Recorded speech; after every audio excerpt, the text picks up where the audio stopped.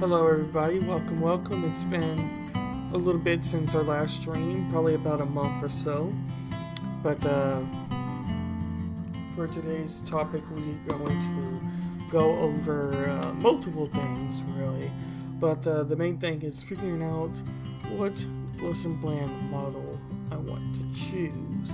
Then once I have that model, I need to make my own lesson plan.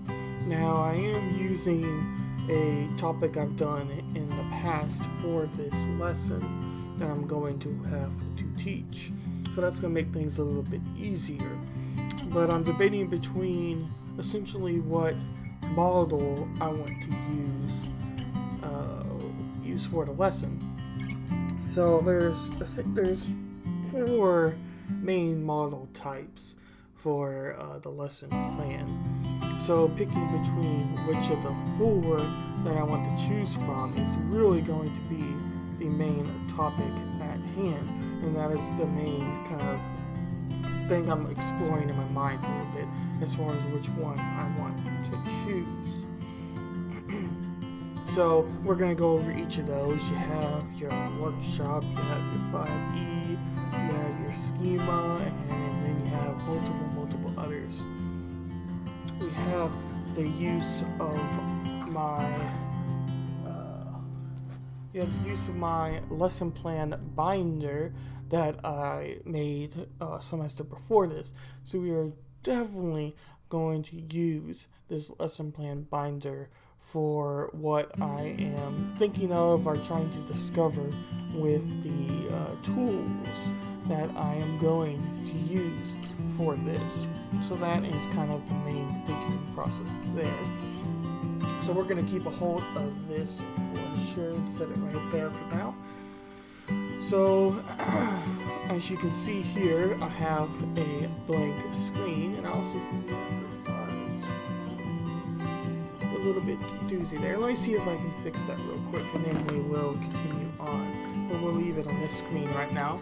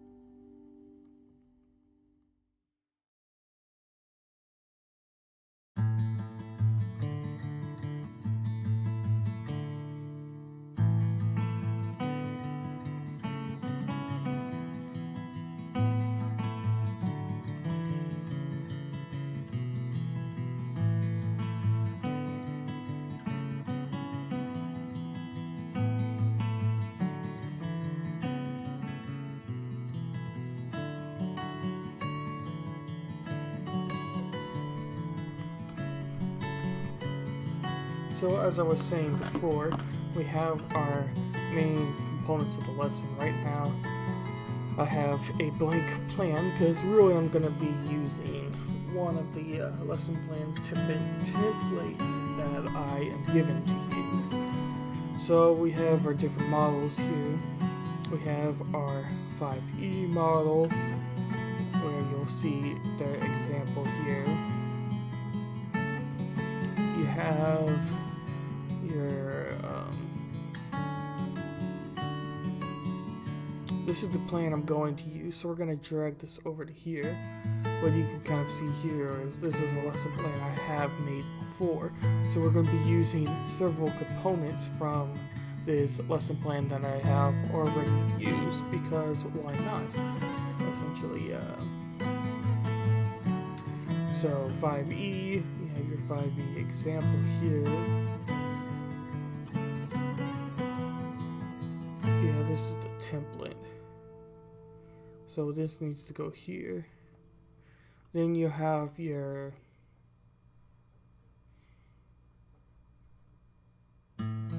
lesson plan help document. We'll drag this over to here. And you have schema. And this is schema directions. Schema being really kind of the old-fashioned method for lesson plan making, where there is assigned homework at the end of the lesson. So that's kind of one of the main components of what a schema plan is used for. You have your example of a schema plan once this loads up. So you can kind of see here where it's, I think this is ratios, where it has the 12 boys, 15 girls, and what that ratio would look like, what it means if you subtract 1, or if you divide 2 from each component group, and blah blah blah blah blah. So it has all of those facts, which is very important for the math lesson, as well as these charts here. Again, it's just being an example of what the lesson plan would look like. You also have the use of the workshop lesson plan, or is this the 5E? I think this is workshop. Yeah, this is the workshop lesson plan.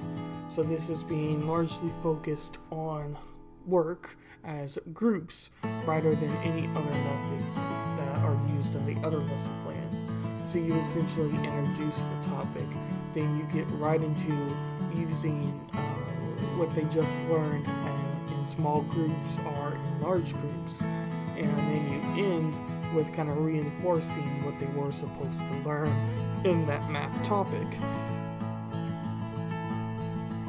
So that is how kind of the workshop goes, and it's split into a mini lesson, and then it's given into the work time, and then it's given into the debrief amount of time, meaning the ending result. Are you going to give an exit ticket, or are you going to give any other kind of method out there for the lesson plan, where the students can take away that topic they were supposed to learn? And then this is once again a workshop example of what the lesson plan is, or lesson plan, what the lesson plan is. Right now, I am debating between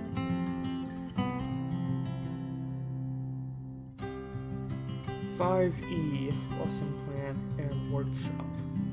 I like schema, but with the lesson plan being focused on special education students, I don't necessarily think that schema is the best choice, because they would have to have homework to go after the lesson. Now, homework being used to reinforce the concept is obviously a good thing, but that being said, I think it's also important that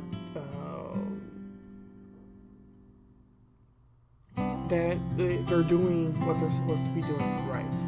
So if you give homework and they're not entirely sure of what they're doing, you're not necessarily reinforcing the skills that need to be met. So that is why I'm thinking that the schema lesson plan, although it's probably one of my more favorite type of lesson plans, is not what I'm going to use, because of the emphasis that it has on homework and the traditional method of teaching. Oftentimes I don't think this particularly works for students that are needing extra time, extra resources, extra attention that a resource room does have. So I don't think schema is the option to go. So I think we are going to get rid of schema. So that now leaves the workshop lesson plan and the 5E lesson plan. And this is what I am mainly debating with. As I was saying earlier, a workshop lesson plan has a large emphasis on solo group work. So in other words, you take a topic back to you or back to your group table and you work on that topic as a group. Now it can be done as solo individuals, but it's not really the main goal or main purpose that lesson plan is supposed to have. Now when we go to our 5E lesson plan, you start to see an emphasis on it breaking down into exploring, explaining, elaborating, evaluating. I missed the first one. Engaging. Yeah, there's 5 and I'm like, there's 4? What? Yeah. But yeah. So engaging is getting the students' attention, getting prior knowledge done.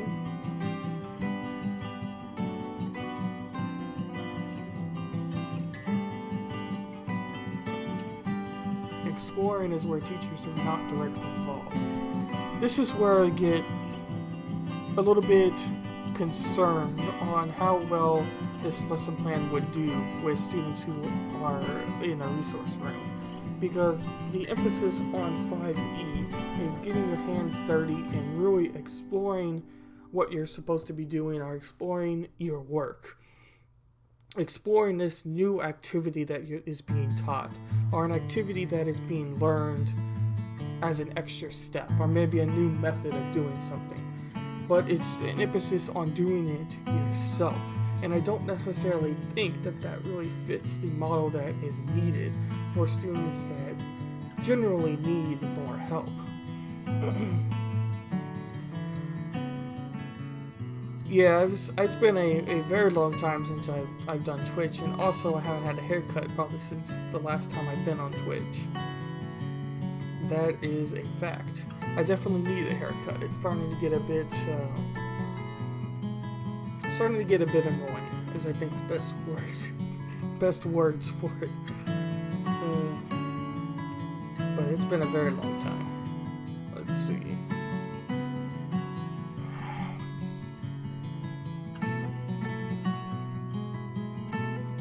I like the other parts of a 5E lesson plan, such as the explaining part in a large emphasis, because then you get to really feel what the students are learning or what they missed, and is another way of putting it. But I don't think I really necessarily like the 5E lesson plan. I think workshop is more the way to go. So I think we're going to get rid of 5E, just because I don't necessarily think that it fits the best towards what I'm trying to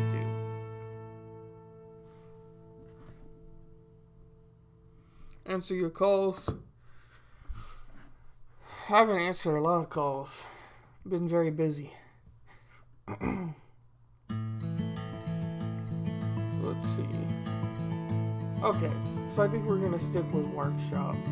I think that's the best way to go.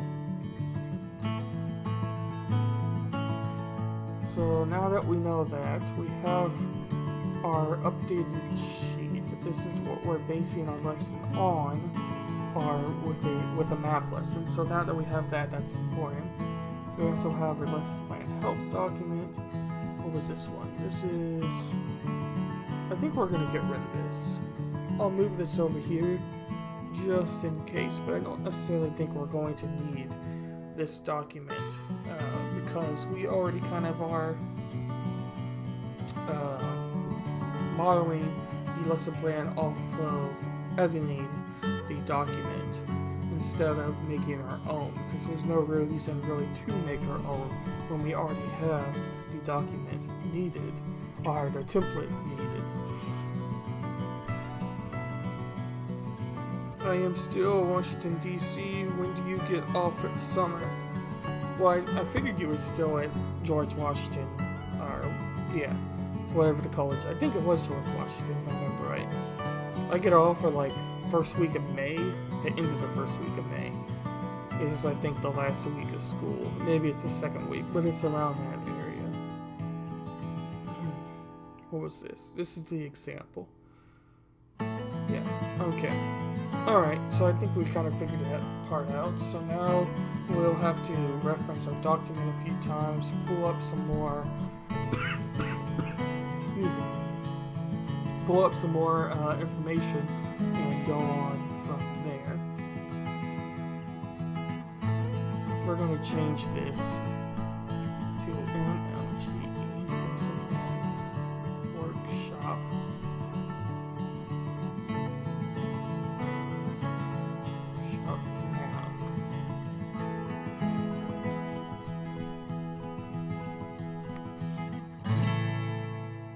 Okay, we're going to change this. Example. Actually, we'll keep that. Just in case, we'll keep that as our something we could potentially reference. Move this back here. Move this over here. Okay. Alright, I think we're ready to go here.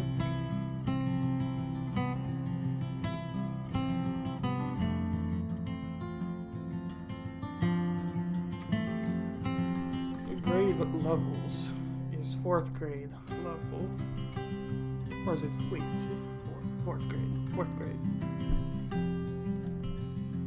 4th grade level, resource room.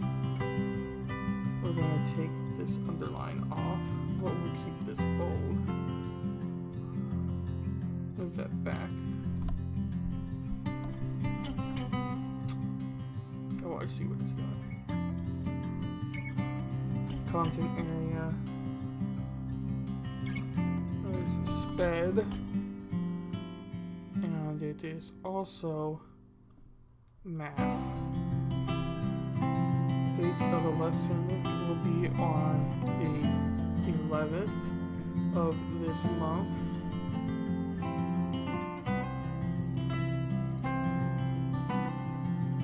Is this my Twitch channel? This is my second Twitch channel. I decided to separate my main Twitch channel, which was the Breakdown with WP, to this one here, because this one's going to be more writing based. I was doing my book streams on here for a little bit when I had some time off to do it.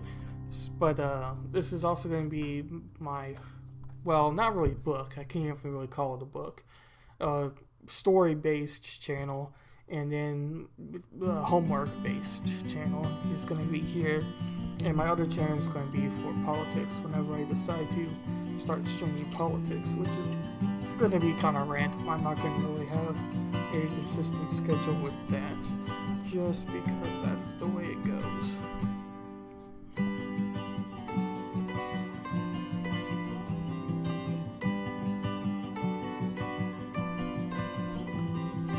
This music is also very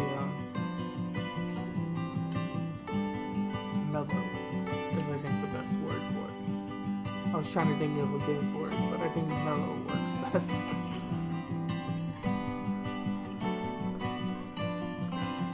Now I think about it, I probably shouldn't be putting these names, but it's whatever. Alright, so now we'll still tweak. Turn off the music? I'm not turning off the music. We can switch the channel though. We can do some disco music, EDM, epic. Let's try epic. What does epic have? Let's try epic. And then we will copy the document and go on from there.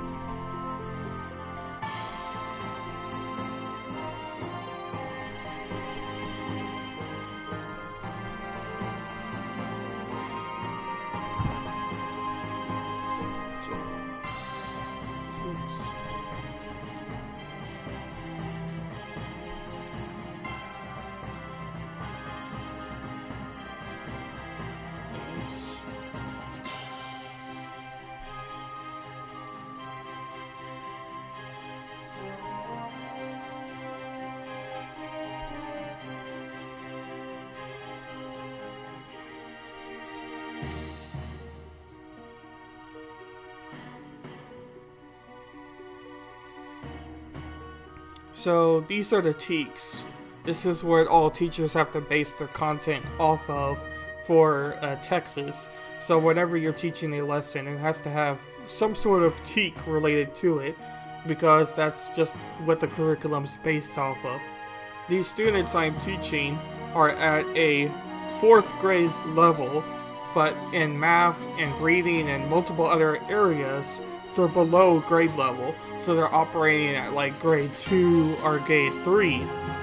So that's why I'm going down in the TEKs to pick the certain information, and then we can go on from there. And I chose 3G this first time. So if we go... Huh? This was grade 3, huh?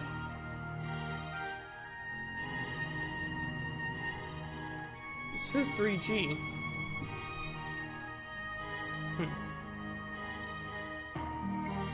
Oh, that's why. I'm an idiot. 3G.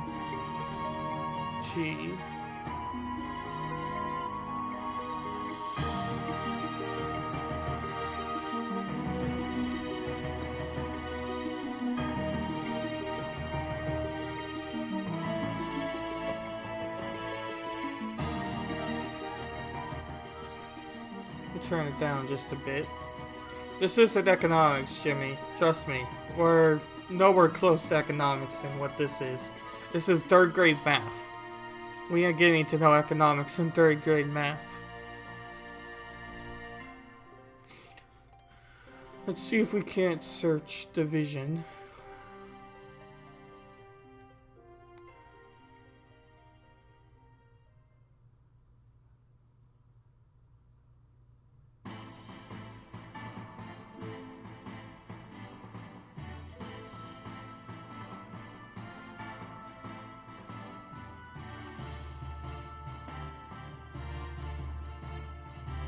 Ah, this is perfect. This is perfect, Jimmy, right here. This is exactly what we want.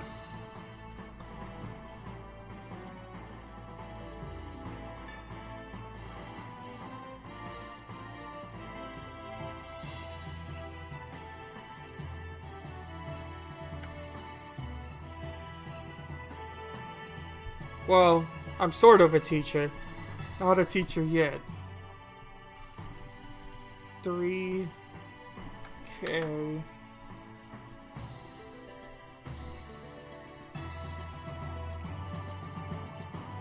Oh, that's what I'm thinking. 4.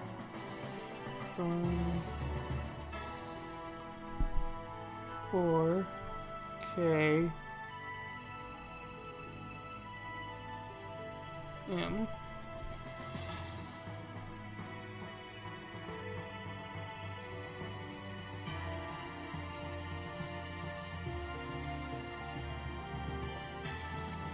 Three G J. 3G.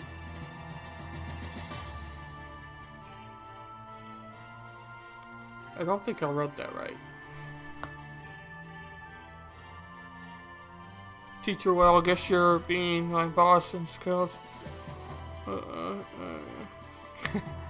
I don't think that as a teacher you want to make people miserable. I think that's rather the opposite of what you want.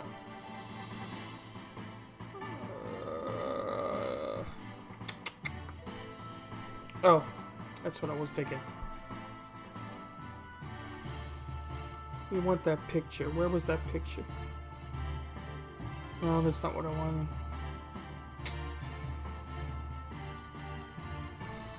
Well, we'll just leave that for now. As long as we get the main gist, that's the main goal. If we have the main gist, we can go on from there.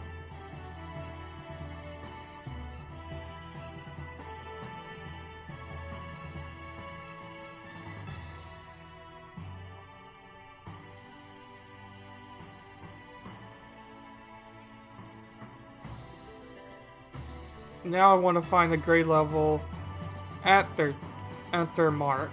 So they're 4th grade. So let's go down here.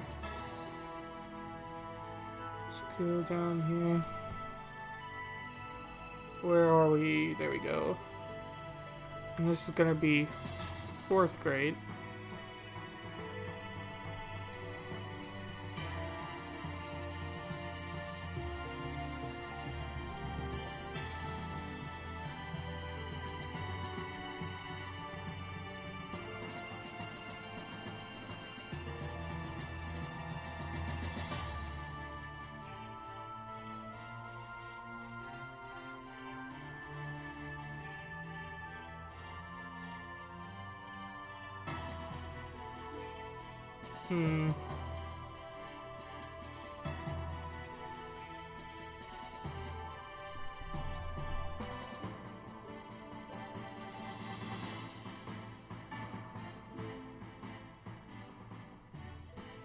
We're not really on that, so we gotta pick from somewhere here. One of these options that we see highlighted. And figure out which one we want to go on from there.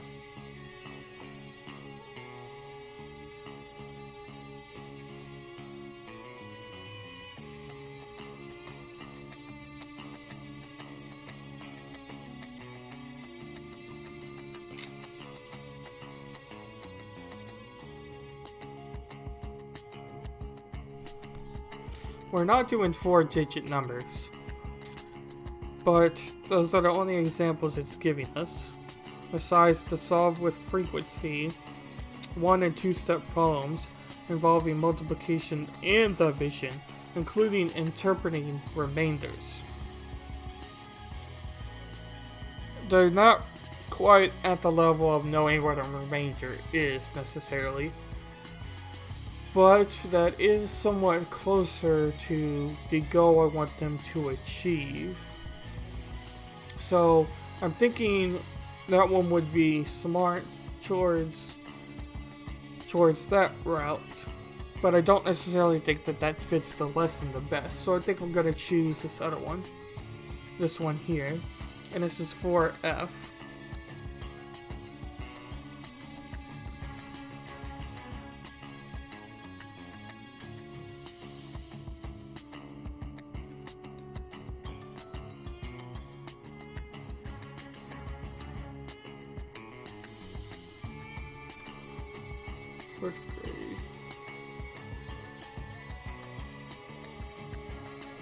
GH. I just don't know what that means.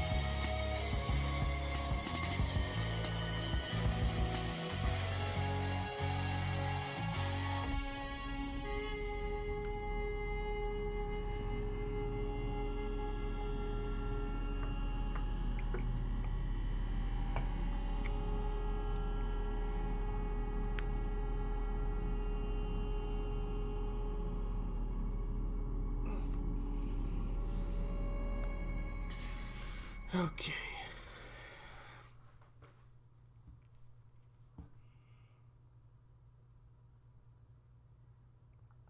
Learner's will.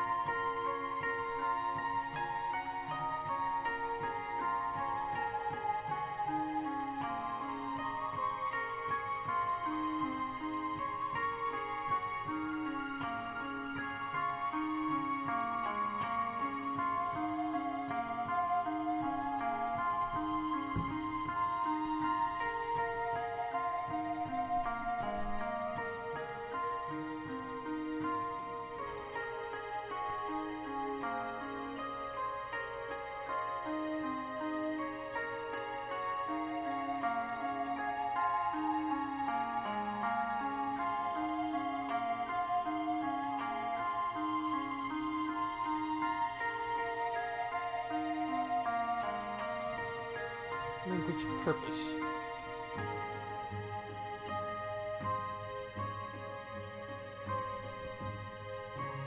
Lesson content.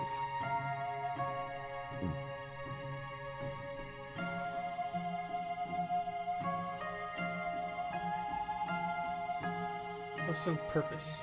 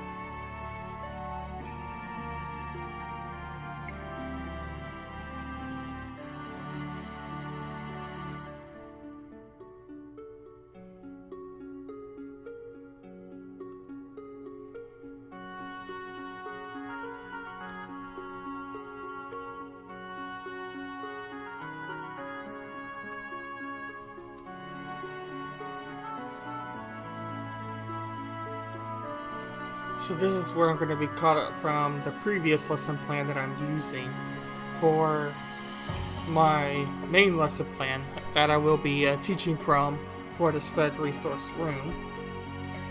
Now we're going to list the combinations needed. So this is where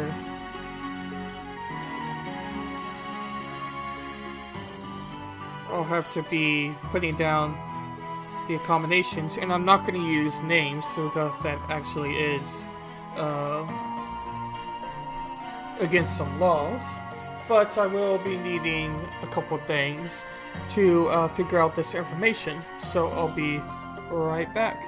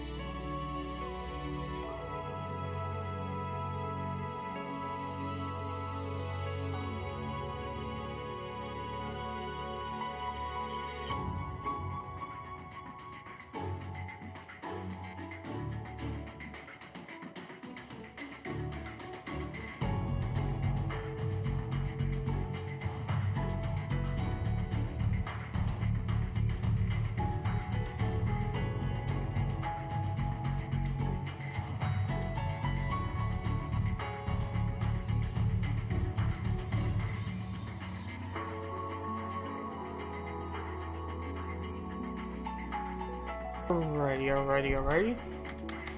So now we're gonna write down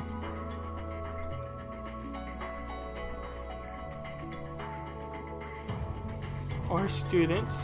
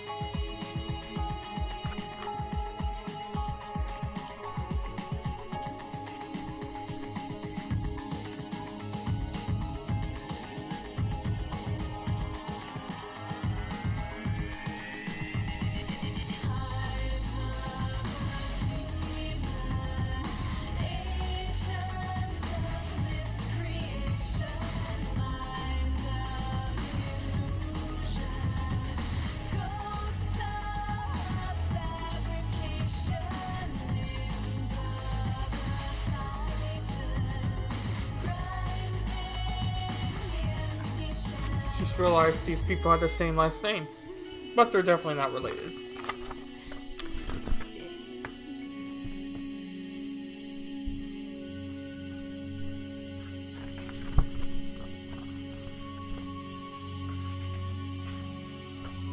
Do you really need the students?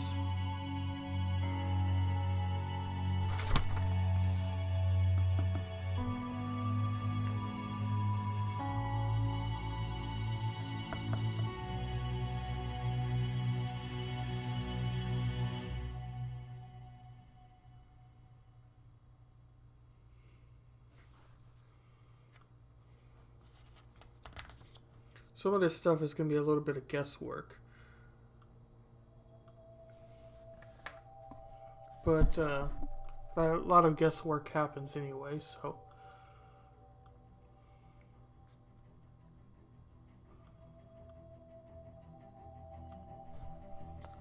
It's part of teaching in a lot of ways is guesswork. IEP plan.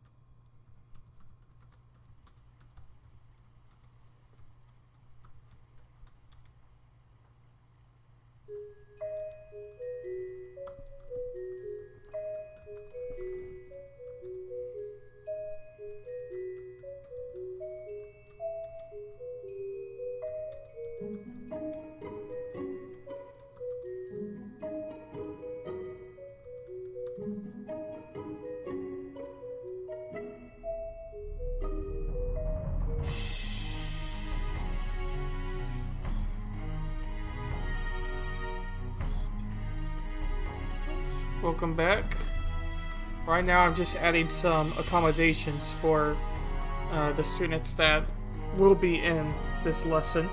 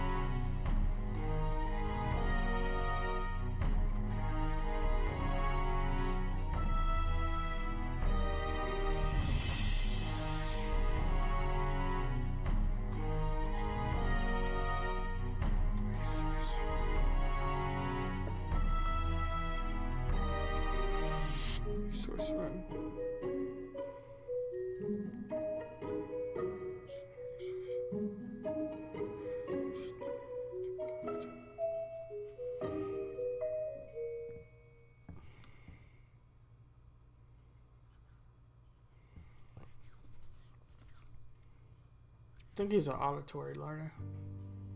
I'll put that. Learning. What is this doing? Learning.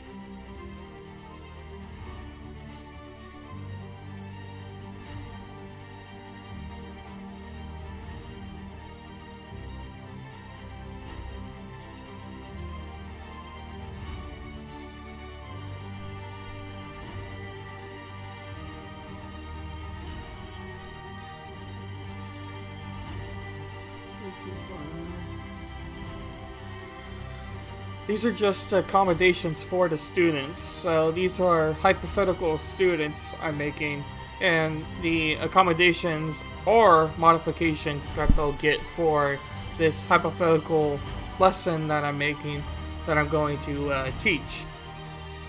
So I'm having to make up some accommodations for particular students.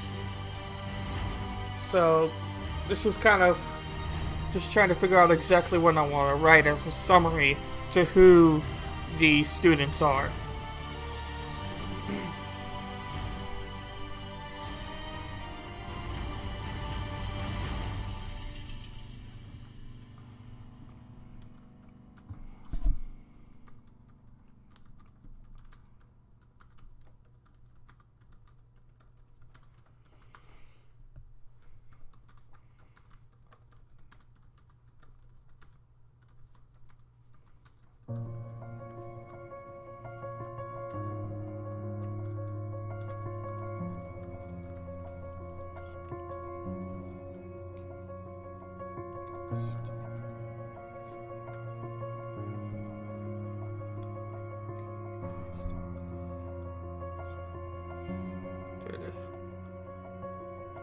I feel like a lot of people are this way, but if you're doing a topic you enjoy, especially when it comes to school, you tend to be a lot more, interested in the topic, but also tend to want to finish the work or have more of a desire to finish that work or homework on that topic. But if it's something you're confused about or just don't know, you don't really have a lot of desire to work on that topic. And he is very much that way. But I think a lot of us kind of fall into that category as well. So it's not super surprising.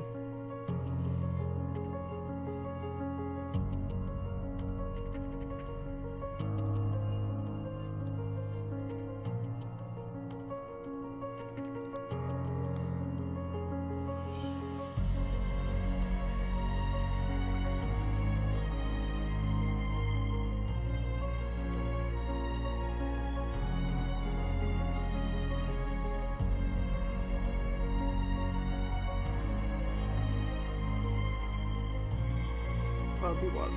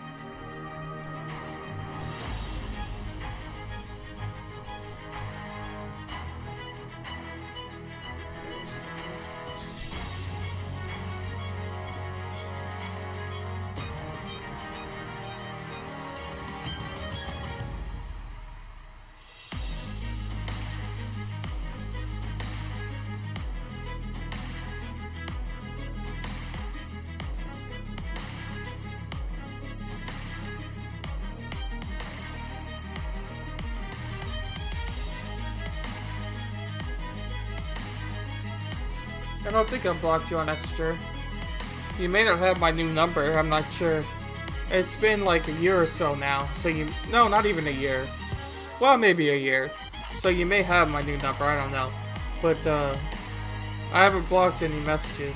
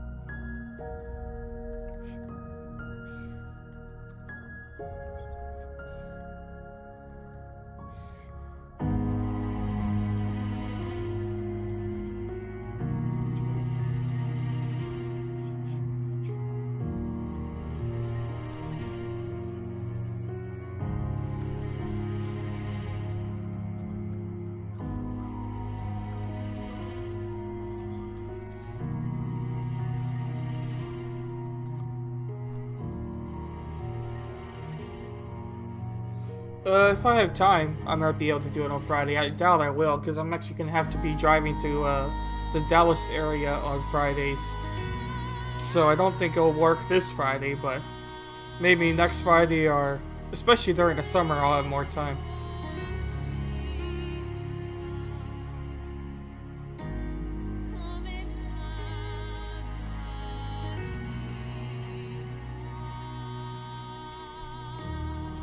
Given base 10 blocks, scoop to get a large one.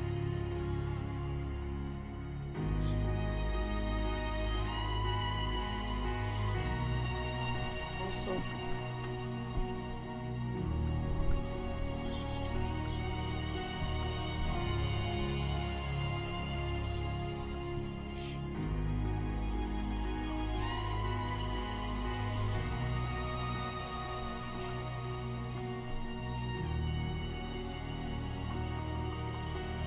let's check it here first.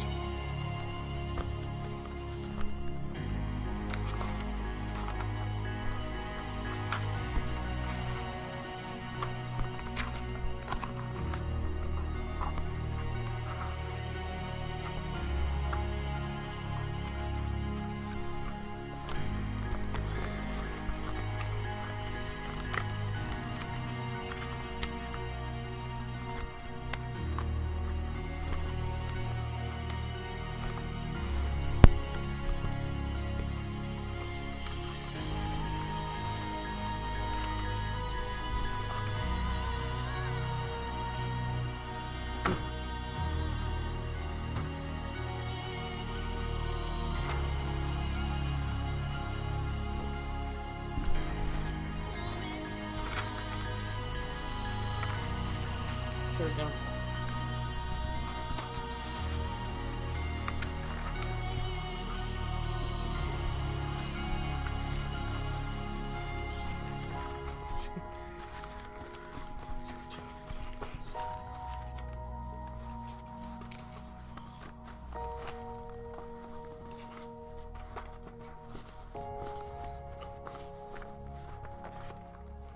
Okay.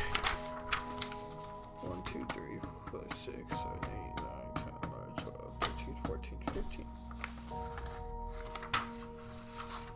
We're also in a lot more space in this too. It's pretty bad spacing. But we'll just use this sheet. We can always change those numbers if we find something that has more space.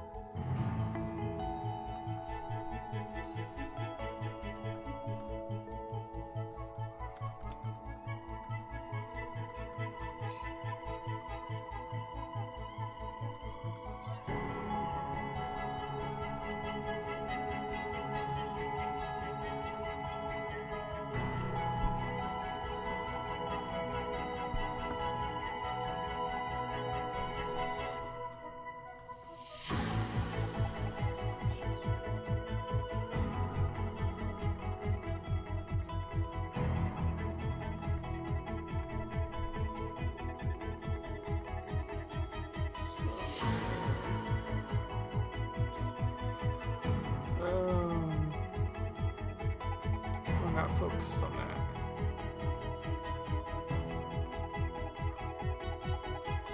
Well, I guess that works. We'll check through this later. Actually, I'm curious. What does Grammarly say to do?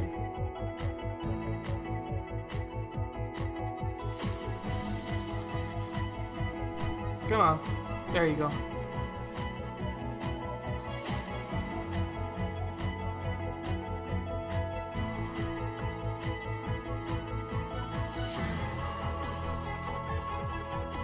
I'll check it now, but we're gonna have to go back and fix through Grammarly, of course. But since I'm here, we'll do these ones just because I was curious.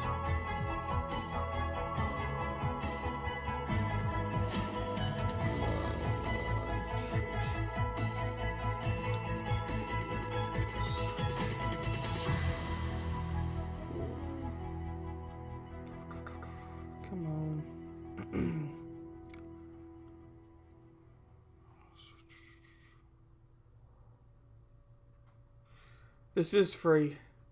Even though I think I've heard of the one you said. I have ways around making it what's the word I'm looking for? Making it paid. There's the one I have is free.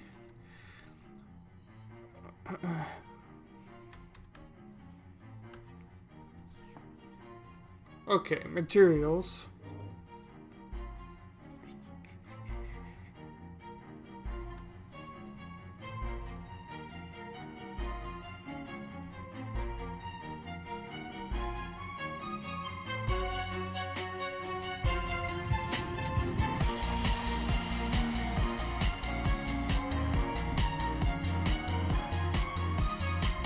Like I said, Jimmy, I'm not paying for it. The Grammarly I have is free. I'm not paying. I'm not depressed, I'm just very focused. I would definitely let you know if I was depressed. Have I been depressed? Sure. Am I depressed now? No.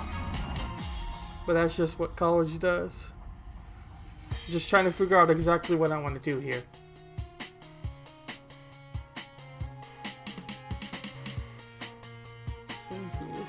To complete the lesson. I don't think I'm going to need any technology, but it may not be a bad idea. If I do like the Khan video. Or not, the Khan Academy video.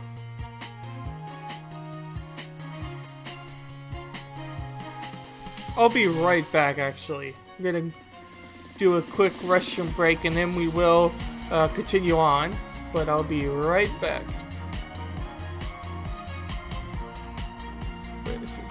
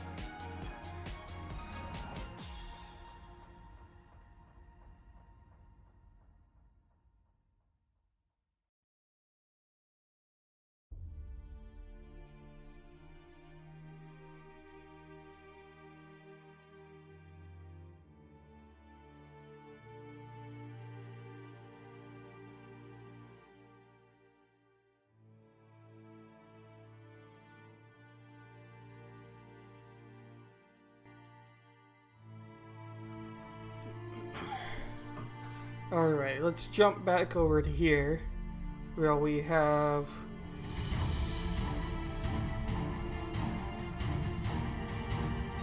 my reference page. Grab this.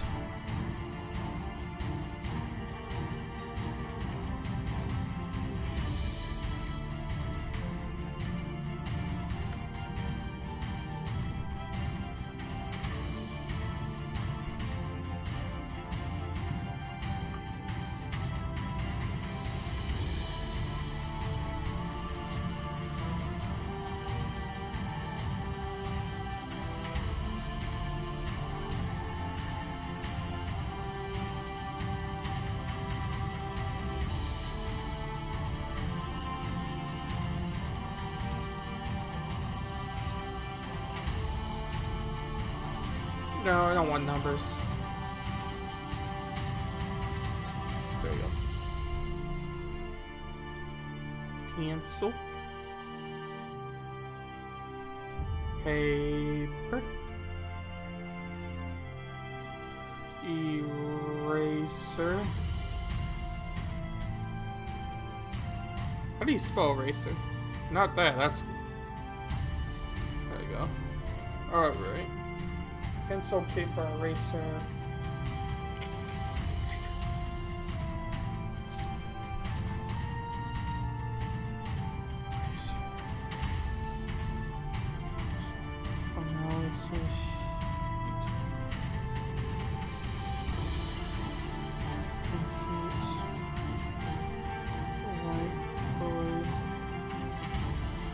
Markers.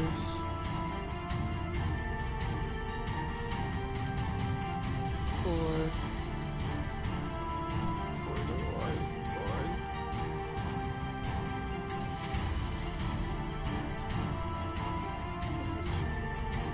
Here.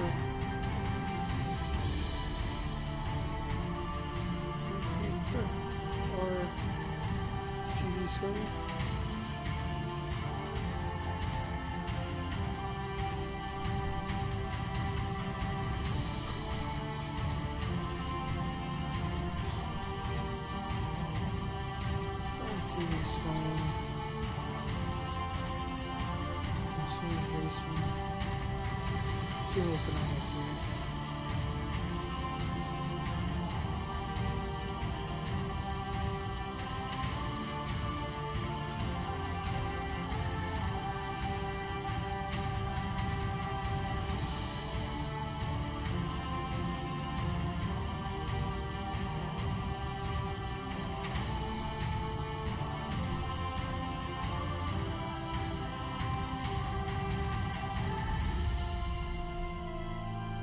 Did I not have materials?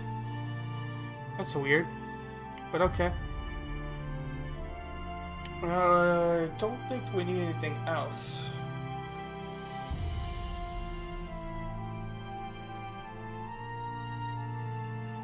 PowerPoint presentation maybe? It wouldn't be a bad idea. But I think I'm going to use the whiteboard.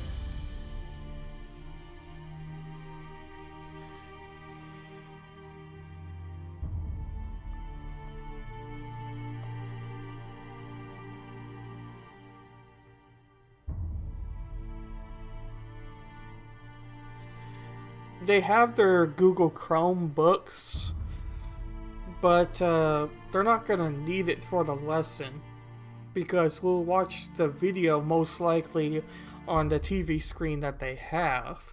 So I don't necessarily think that they'll have to have their own tablets to do this lesson. But we do need to include the resources that they will be given. So I'm going to put base 10 blocks. 10 blocks, and also base 100s blocks as resources. What else may they need?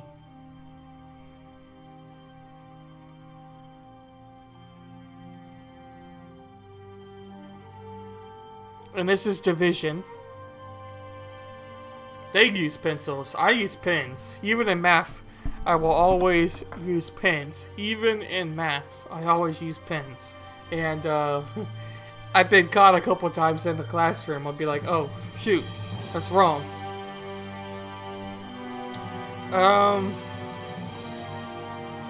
Yes and no for rewards. The teacher that's going to observe this lesson, not the teacher that's usually in the classroom, but the teacher that's going to observe the lesson, isn't a fan of the reward or token system that schools have because she thinks it leads to worse results.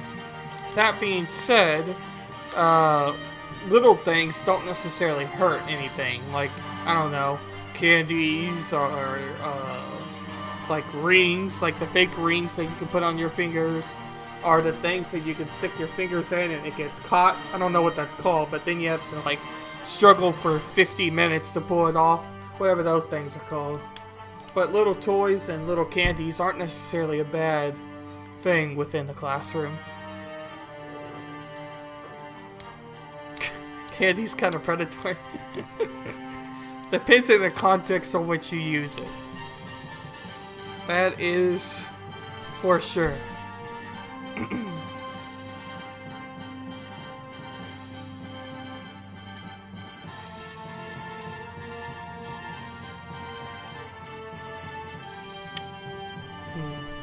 I don't think I can think of anything else right now. So we'll go ahead and end the list there.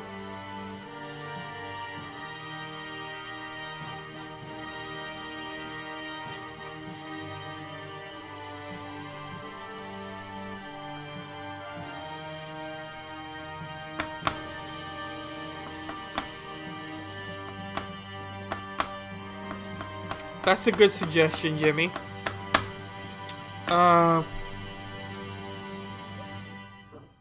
That reminds me of another thing as well. Multiplication chart.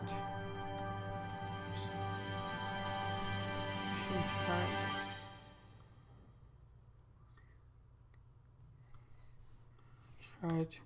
And then we'll put calculator down. Because after a certain number of problems, they can have access to their calculator. Or if they're struggling a little bit too much, they can always use their calculator too. So that's not a bad suggestion to have at all. Let's see, anything else? They won't have to measure anything, so they don't need a ruler. They don't need like scissors or a glue stick.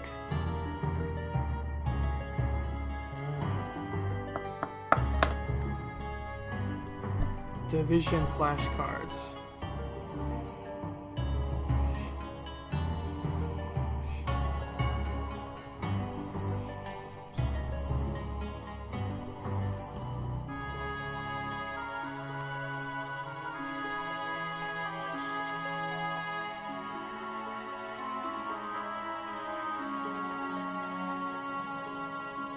I'm not sure I know what you mean by that, Jimmy.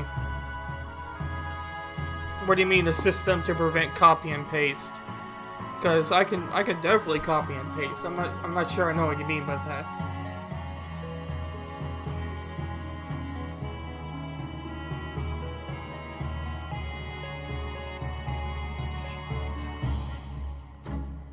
I think I'll need for the whiteboard.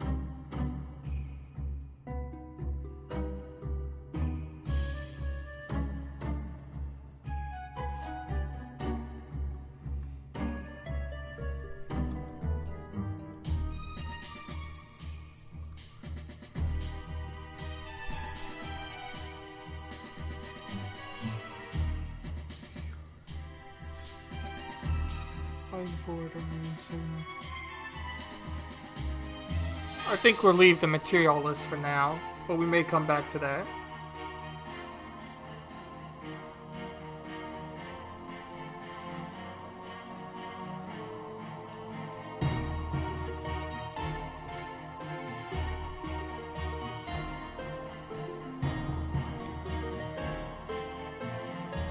You'll have to describe what that is, Jimmy, because I may have used it before.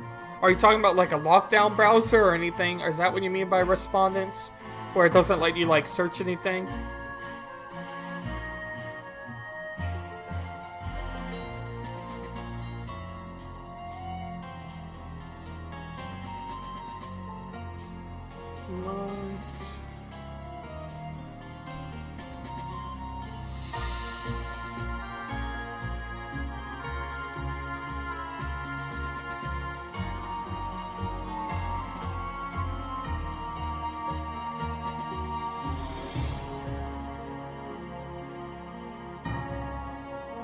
I'm checking to see how long I made the lesson plan. I want to say it's like 45 minutes for this one, so the times will have to change a little bit.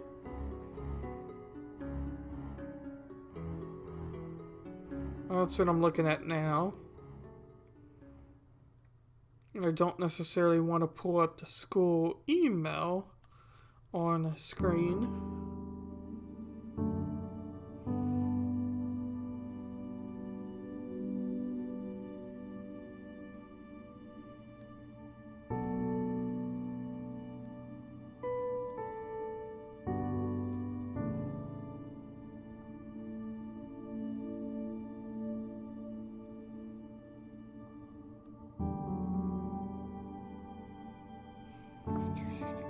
45 minutes. I made the lesson plan, or lesson 45 minutes long. So that as a time we need to keep in note, because we can't go too much longer than that time period. So that's something that's very important to keep in note. I've used it for one class, the lockdown browser, and tests, of course, like for the certification was a lockdown browser. But I've only really used it for one class, and that was my math class I took at Lone Star. My classes here at the college are all in person now, so there's not really a need for a lockdown browser. Well, my special ed's online, but they don't really have, they have weekly quizzes, but they don't really have final exams through it. They do like final paper, so it's a lot harder to, cheat the system if you have to write an entire paper that they can check through, turn it in, compared to quizzes where you may be able to find answers on Quizlet or something if you don't have a lockdown browser. But yeah, I've only had to use it for one class actually. So 45 minutes. That means we're going to make our mini lesson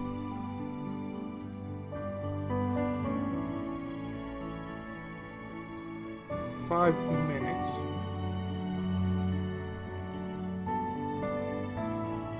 Our main lesson 30 minutes.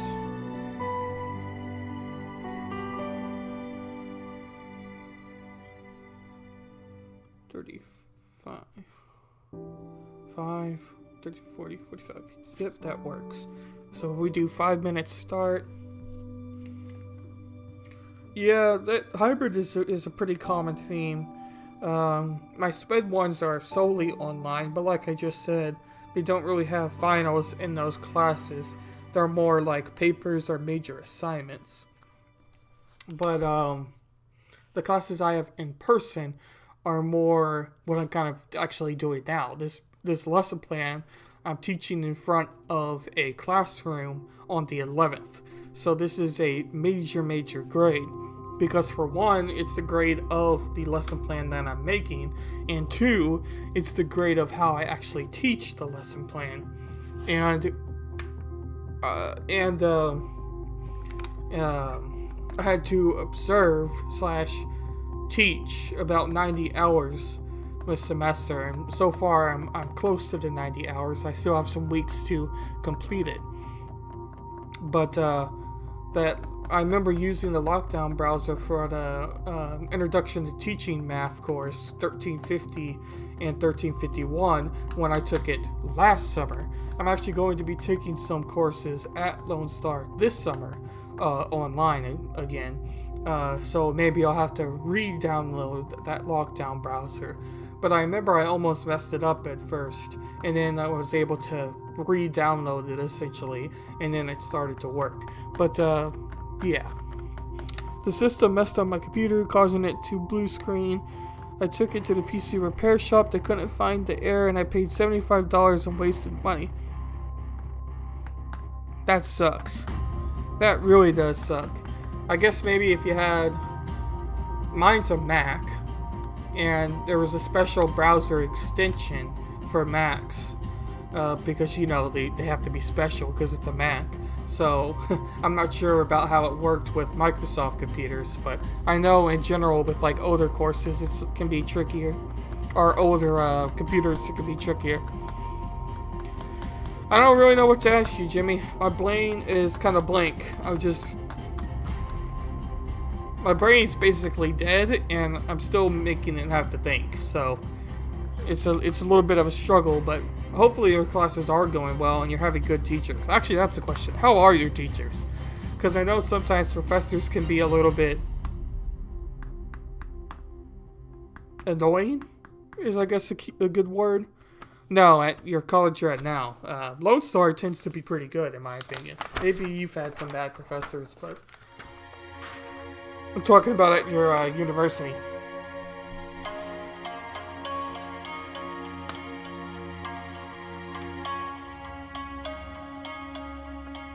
Let's see what their example was for their focus part.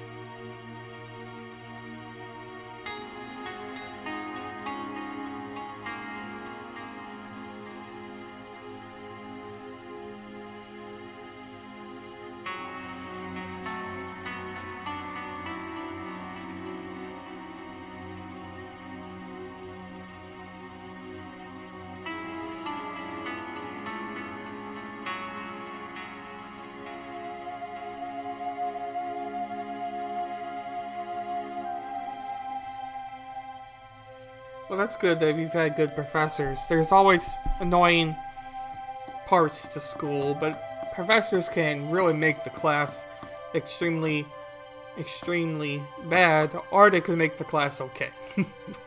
So they do have a pretty big role.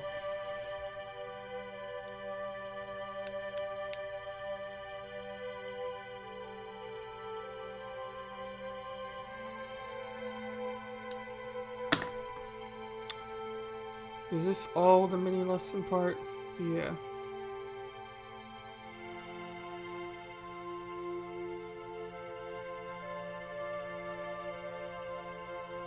Actually, I think we're gonna make this 10.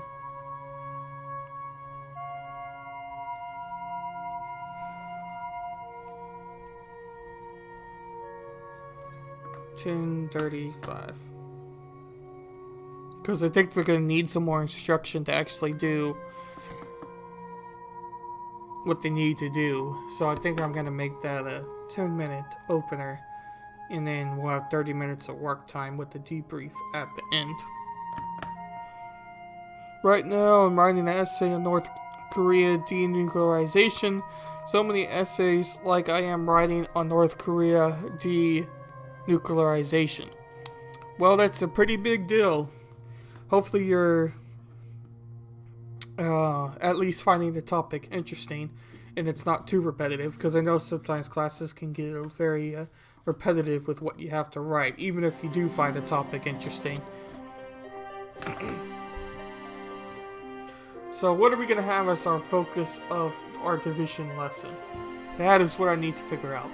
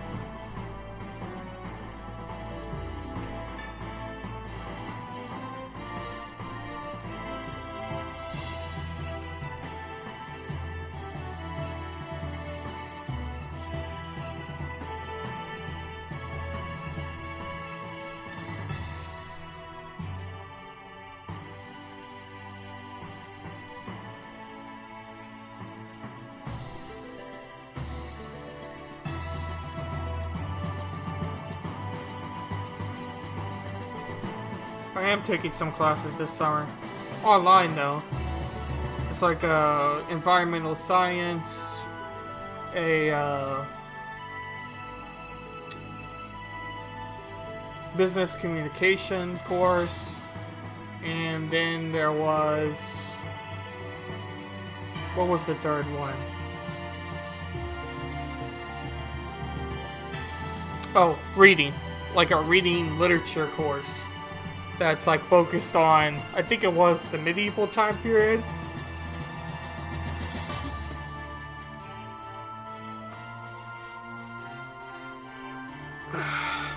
Which one did you take?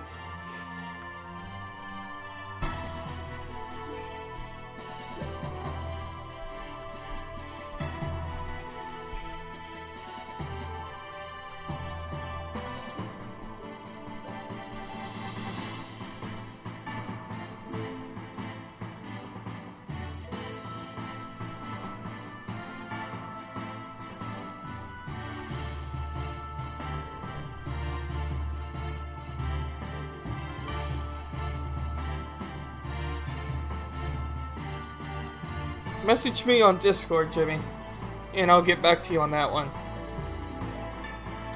Like on the direct message, and I could give you that.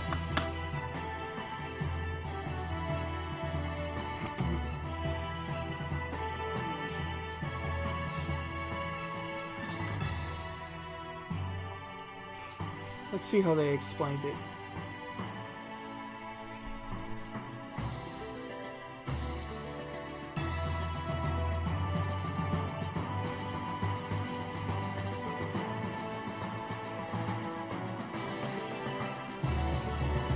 I don't remember the name of the professor.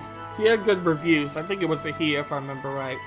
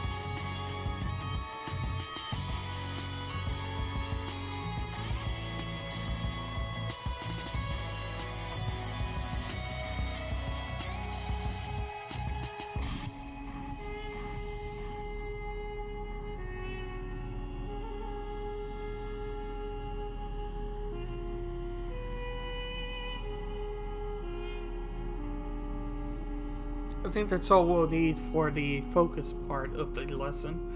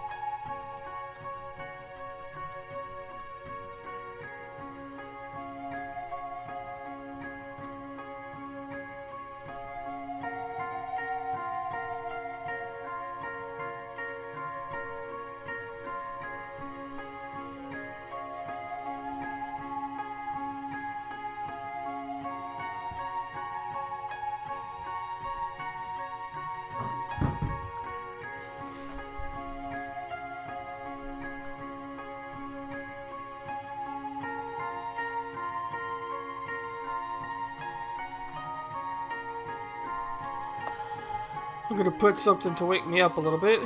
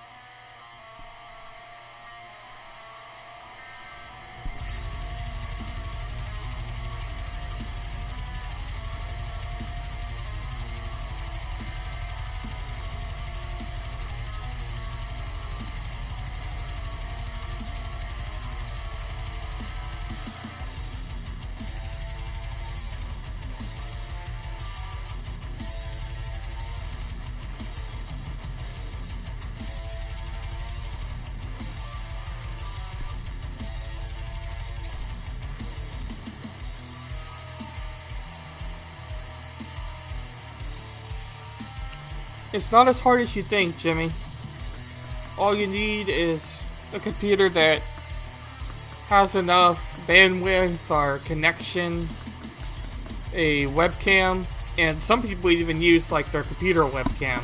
But a lot of people use a webcam called Logitech, and it's a little bit more expensive, but it's really good for its quality.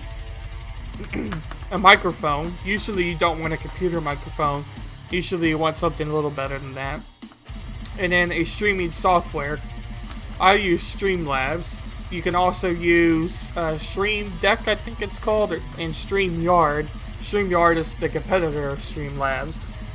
And then you'll use your stream key and put it into the Twitch stream key and press record, and you're off to go. And that's how you stream.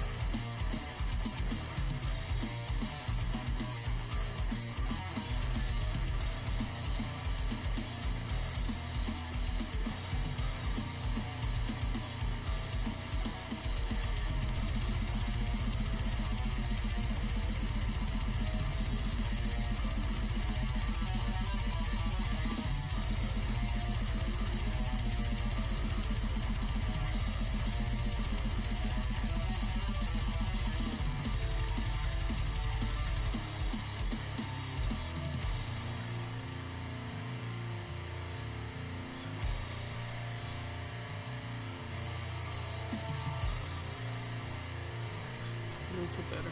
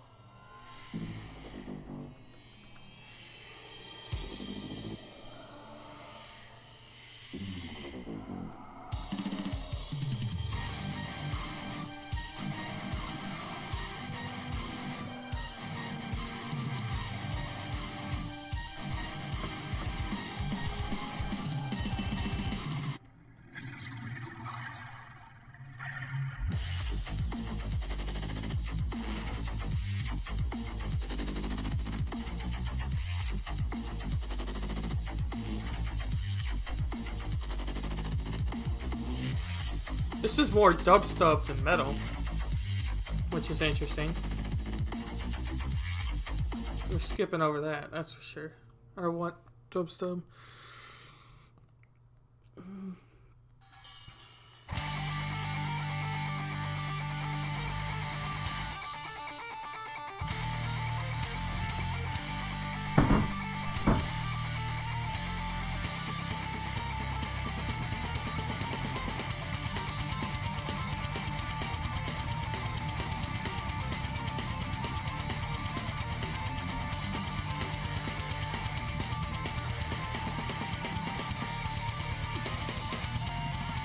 No, stop it.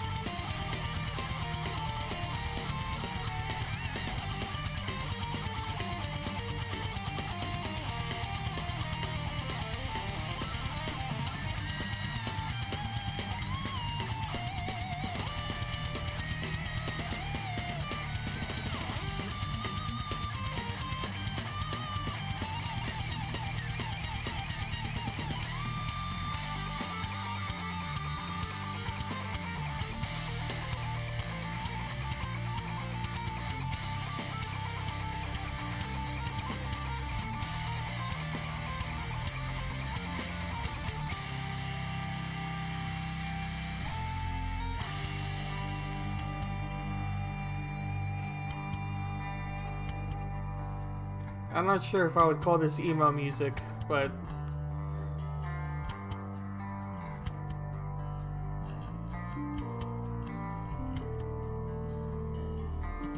just more upbeat than the chill vibes we had.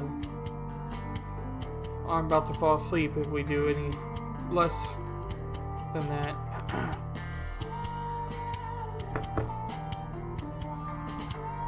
Okay.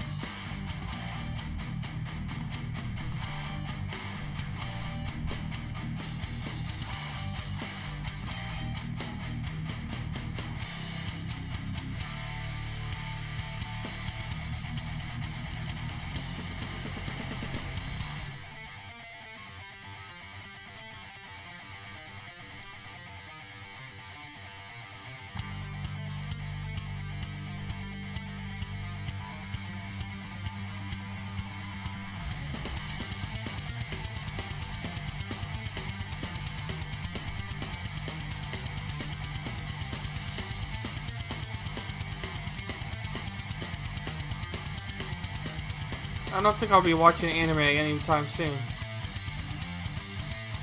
Anytime soon on that one.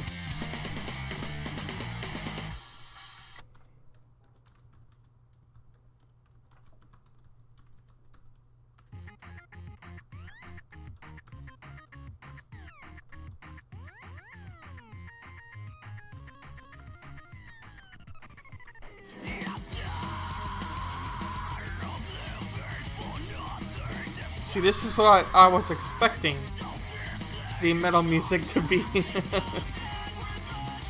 Well, not that. That's... I don't know what this channel is.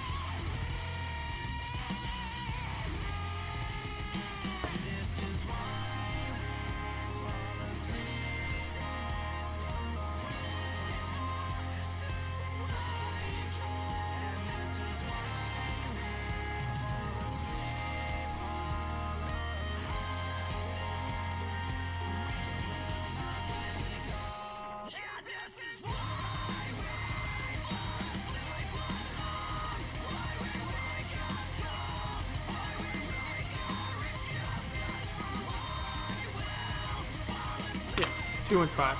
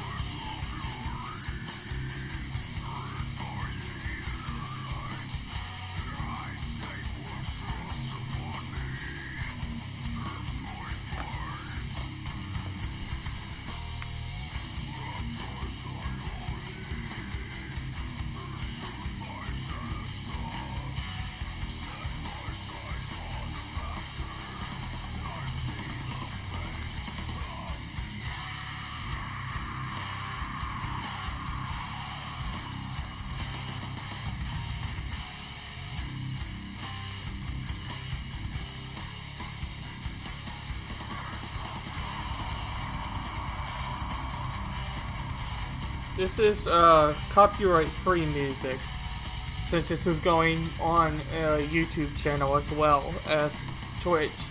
So this is a website that has all copyright-free music and you can use on stream. So this is all bands you probably have never heard of before. I think they even hire some people to make like brand new music, really. It's pretty good though. It's free. You can pay for more channels. Like, right now we're on the metal channel, and you get all of these channels for free, and then these are locked, but you have all of these options if you pay for it. And then they even have like playlists that you can make if you pay for it, so you get a lot more features if you pay. But even the free version is good. I don't have any issues with it.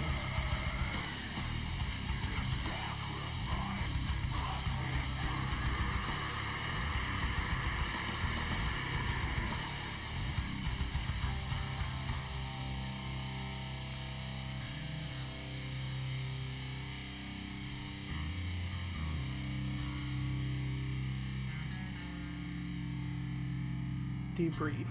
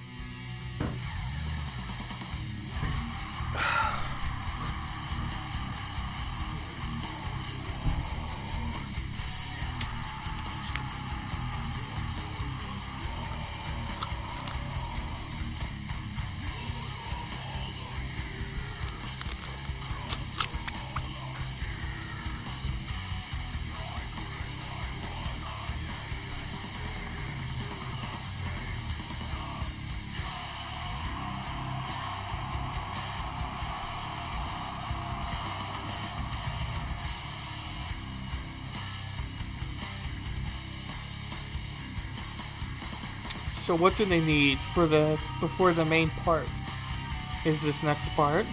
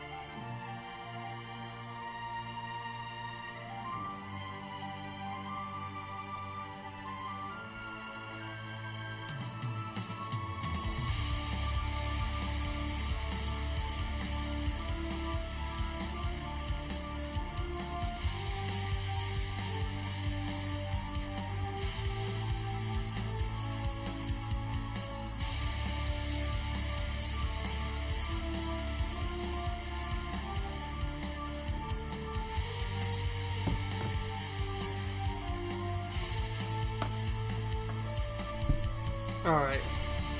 Let's get back to work here.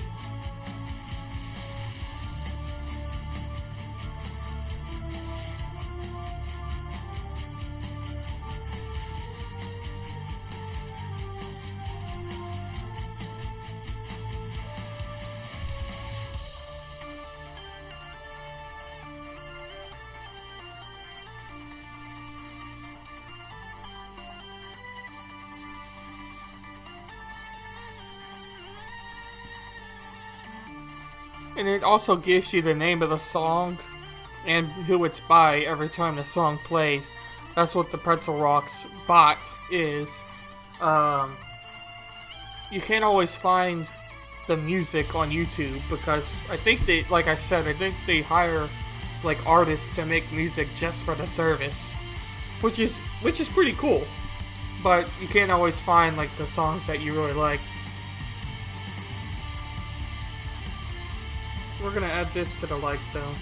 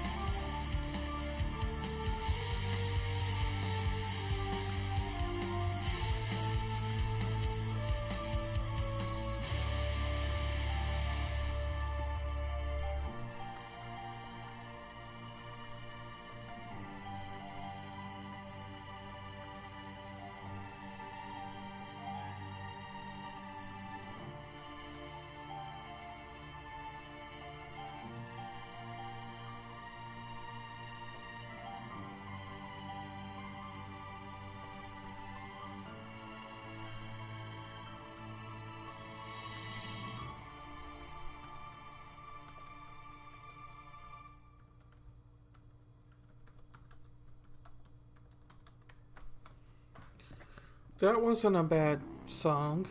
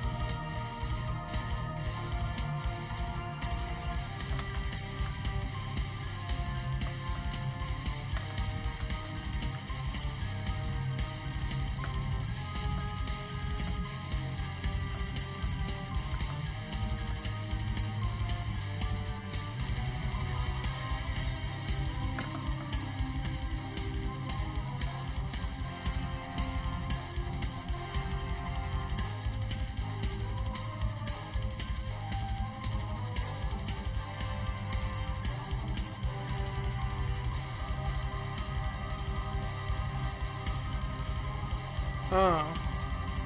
Here time instructions.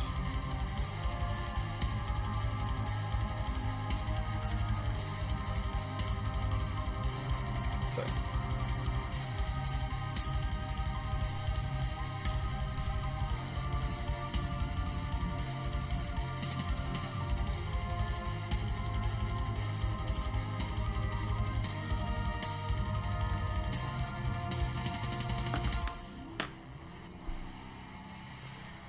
Be right back again.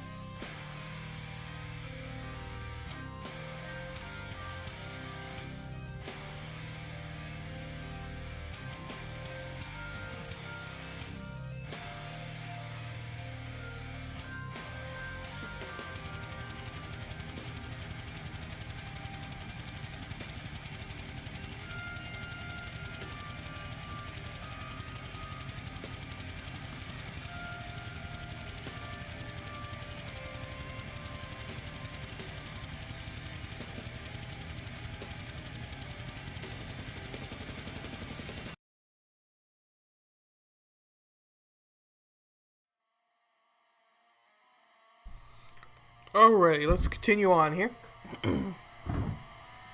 We're now on really the major part of the lesson, which is the work time. The biggest time portion of the lesson, and also the most important part of the lesson as well. Put this up before I lose it, and while I'm thinking about it, I'll put this in here too.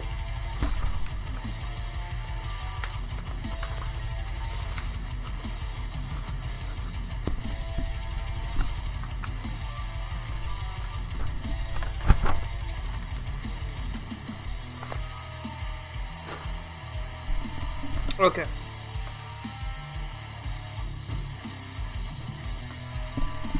So, what do we want to have the students do?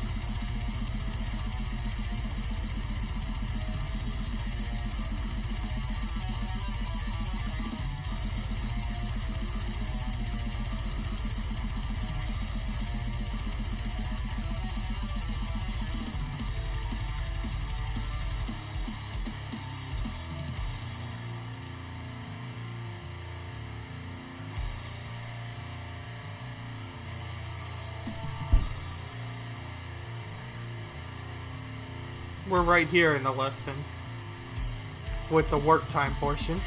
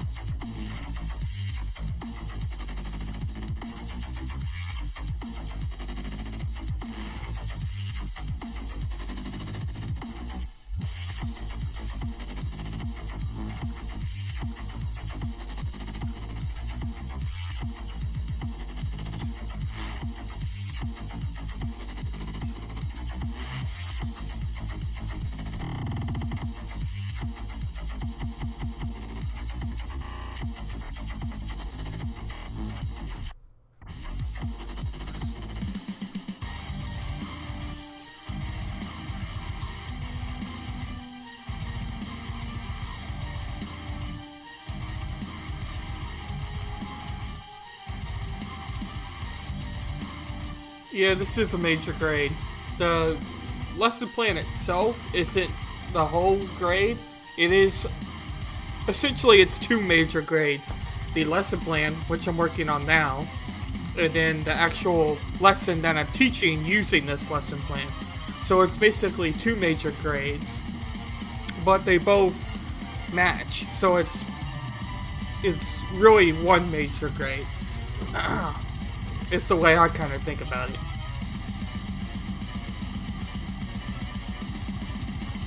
But yeah, this is pretty much the final for this class, is this lesson. So it's a pretty big deal.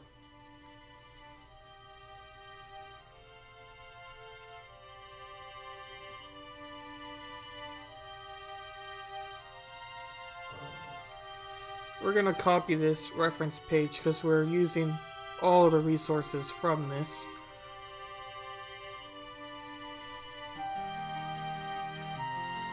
Actually, copy the whole thing. It's in order.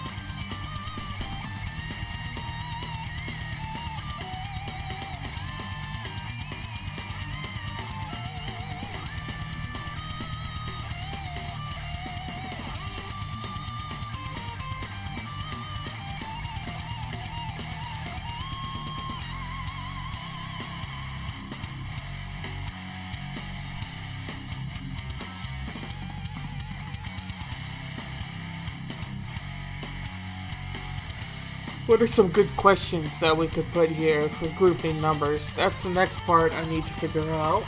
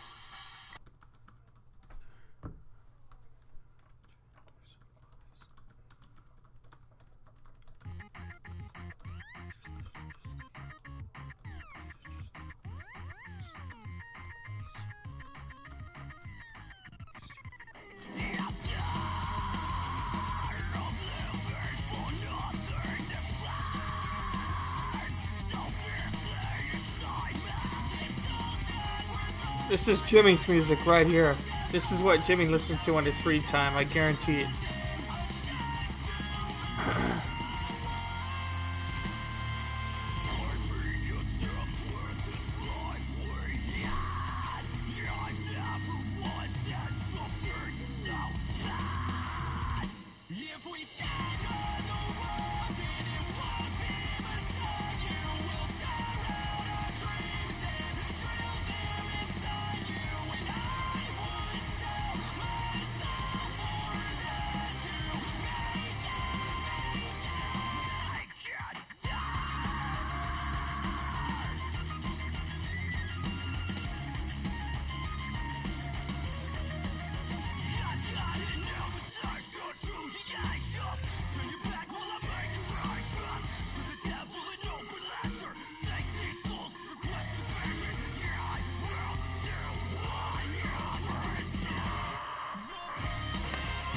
Alright, we're going to run this through Grammarly, and then we'll be able to email this into the teacher and go on from there. And this is a major assignment. I didn't say you knew this song, I just say this is probably what you listen to. Big difference.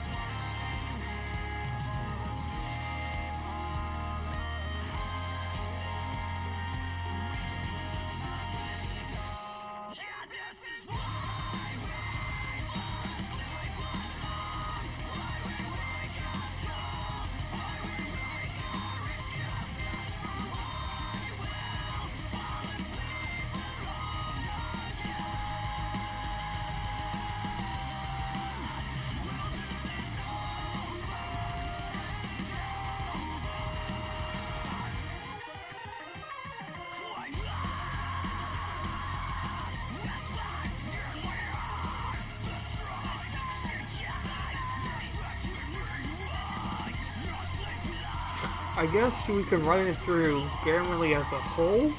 I'm not sure that's the smartest idea. Just thinking how I want to do this.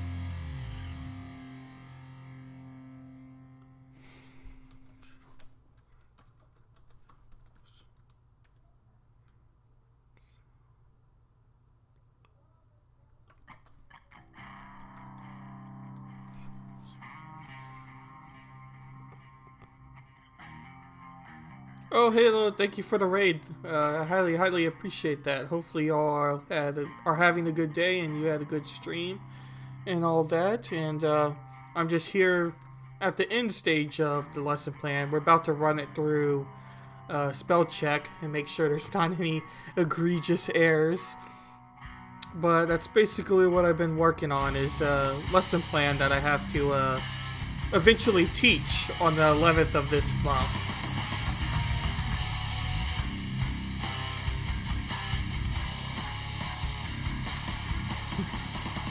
But yeah, hopefully you did have a good stream. Let's see here. I think I'm just gonna run each part through Grammarly. I don't want to run it through as a whole, because sometimes it can be a little bit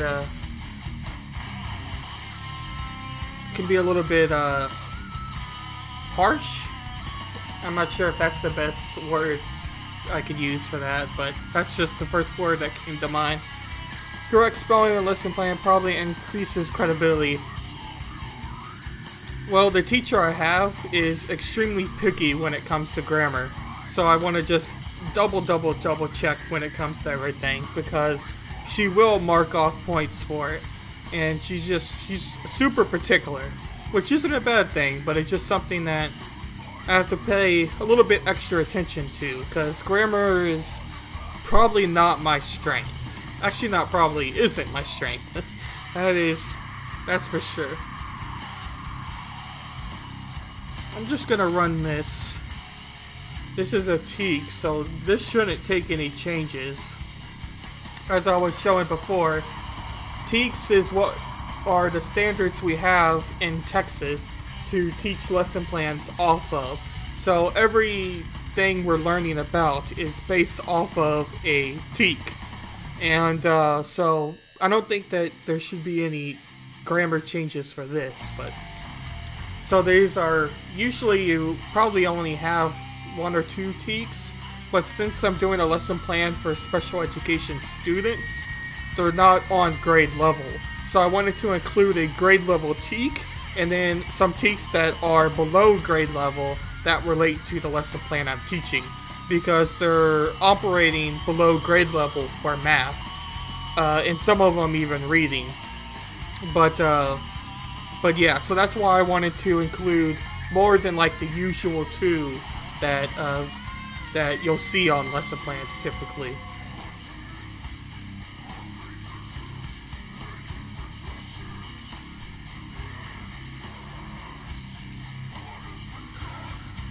Determine.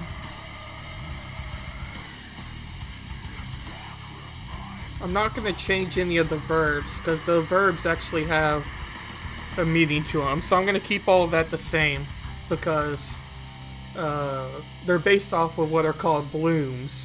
Your blooms verbs, and that determines like what level of understanding the students are operating at. So a certain verb demonstrates like lower understanding. So if you say list 10 cities, you're able to list 10 cities, and that's operating at a low level. But if you say analyze this scripture or analyze this reading, then you're operating at a much higher level because you have to critically think over what you just read. Individualized education is rather key. In Bloom's taxonomy, yes, that's it right there. Yep, I just call it Bloom's for short, but that's exactly right. If you say list 10 cities, you're probably not teaching maths. Yeah, I was just using it as an example, but yeah, no, that's geography or whatever it's called. I always struggle with that.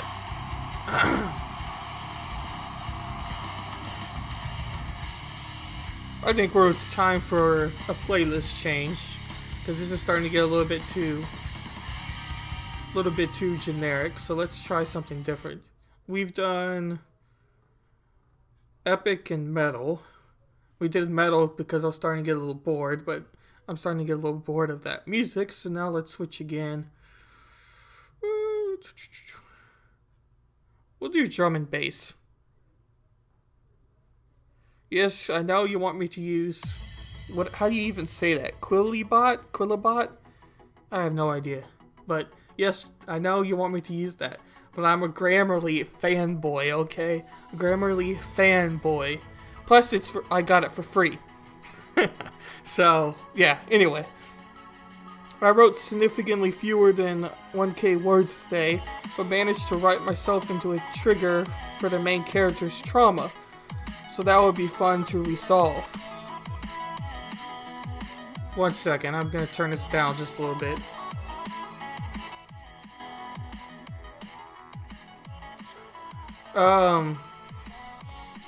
I wrote something. Yikes. Yeah, I need to get started back on the story I've been writing, which I was going to actually do a stream on this weekend, but I ended up deciding that I needed to do this instead because she wants to have a conference on the lesson. But anyway, so I was going to end up working on my story, but I haven't done it in a while. It's going to be hard just getting back into the mood to write the thing, but I may do some short things before I just kind of get more back into the swing of it. But yeah, that really sucks. I've been in a little bit of a rot when it comes to story writing, and I just realized recently that I basically switched characters on my story. So I had somebody who was basically in charge of the knights in my story, and then I mixed them with somebody who was in charge of like the shipbuilding. So I realized that I'm either going to have to go back and change each of their names every time, and the way the character looks different than what I was thinking in my head, or I'm just going to have to rewrite that whole portion of that story. And right now I'm thinking I'm just going to have to go ahead and rewrite it, because I don't necessarily want to switch their names in the way I describe them as characters, because it doesn't make as much sense to me in my head. So that kind of sucks, but I definitely understand the frustration and struggle you're having when it comes to that. I don't think I'm anywhere near your level of writing and how far you are in your story, but I definitely, it can be a little frustrating sometimes. Let's read this. See, right here, my Bloom's taxonomy verb, or as I say, Bloom's, is solve, because it comes to math. I thought solve was probably the easiest verbs choice I could use, and really the verb that makes the most sense. And essentially, what the students are going to be doing is a set of division problems. So, I'll just cover this person's name. This isn't one of the students in the classroom. This was a test subject, I guess you could say, but just in case, I'll just cover her name. So this is like the type of division that they're doing. It's 3 digits, and they're 4th grade students, but they're operating more at like a 3rd and 2nd grade level for math. So they're doing division by 3 numbers. And I'm trying to teach them grouping when it comes to division and when it comes to math.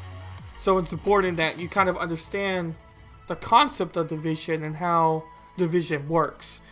And right now they're more just, they know what division is and how to solve it, but they can't necessarily, they don't know why. So I thought by teaching them why and teaching them a method of grouping, that this will become a lot easier to demonstrate. So, for example, with this first problem, it's 5 divided by 525. You would have 52 lines or circles, and you would figure out how many times 5 goes into 52. So you go 1, 2, 3, 4, and so on until you get to your result, and then that would be your first number, and so on. So it's just a strategy of division, I guess you could say. So that's what I'm teaching in my lesson, and that's why my Bloom verb is solving for that. These are ELPs, and these are directly off of the website for ELPs. And ELPs is basically English standards, English language proficiency standards is what they stand for. And they're really key when it comes to students that are English language learners, or students that are operating below language level. But they're really used for students who are English language learners. So that is kind of what I am thinking about there. So these are just a few that I found that fit into my math topic, because they're mainly used for speaking and they're mainly used for like speaking or writing, and math doesn't necessarily have that as much as like English does as a subject, but they still can be used. Right. Present is a concrete operational line. Yes. Present. Yeah. Right. I was trying to think, but right. Yeah. That's very true. Okay. I think we're good there. That's not gonna have to get checked because that's literally just copy and paste from the website for the proficiency standard. This I can check, just to make sure. And these are the standards. So, I'm trying to think of the best way of saying this. A lot of times when you have your standards and what you expect from students, in math especially, you give them a worksheet like this, and you say, finish the whole worksheet. and this is what I'm going to grade you on. And whatever grade you get with these problems is your grade. And that's it. You're done. But when it comes to proficiency standards, not every student operates at that level that is needed to complete the worksheet. So the proficiency standards are what you grade when somebody is below standard. But at the same time, teachers and professors don't really want you to change your expectations. They more just want you to come up with new standards and so on. So it's really interesting to kind of figure out how you can have lower standards but not change the goal of what you have to complete. So your goal is still that they complete this entire worksheet, but they get more time, or they don't have to get as high as a percentage on that worksheet type of thing. So it's just kind of interesting when you think about it as that. Have a great stream and good luck with the lesson. Thank you very much. Hope you have a good rest of your day or night or whatever time it is for you. And hopefully I'll be able to catch your next stream because I do enjoy it, that's for sure. But yeah, thank you very much for stopping by and the raid. I highly appreciate it. And hopefully everybody else is having a good day or good night or good morning, whatever time it is for y'all. Let's see how this reads. Yeah.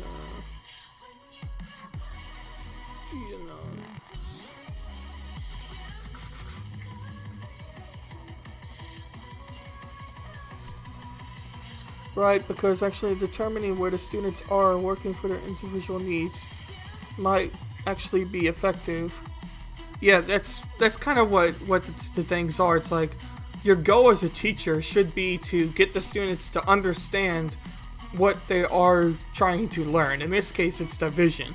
So your goal as a teacher is to make sure that they understand this concept of grouping numbers through division.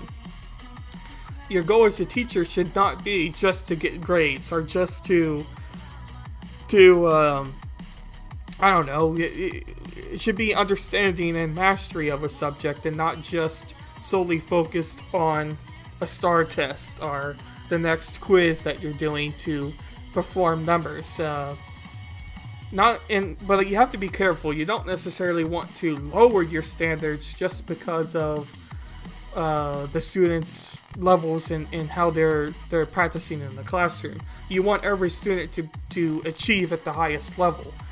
So it's kind of that weird middle area, but your goal of a teacher should be to get mastery of that content area regardless of what level they fall in. Takes your jaded self off now. Yep, peace and enjoy the rest of your night. And thank you again. Take this off, post this in. We're going to space this out just a little bit. It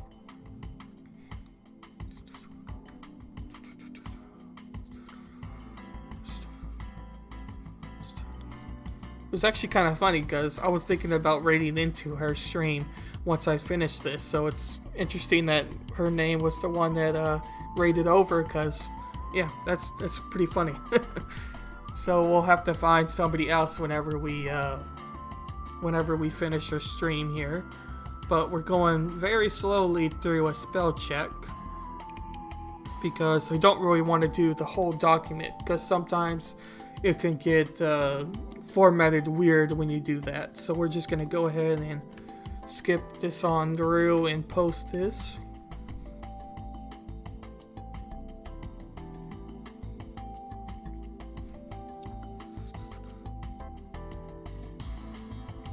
Also, I don't know if you're still here, Jimmy, but I did see your Discord message. I'm gonna get to you after I finish the stream. I don't want you to think that I'm ignoring you. I just want to get this all finished, and then I can message you back on the Discord for that.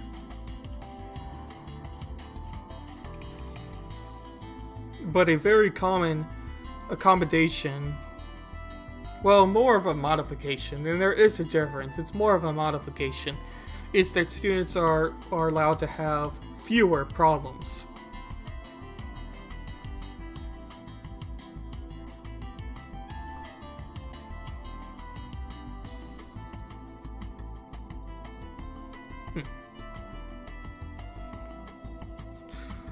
Okay.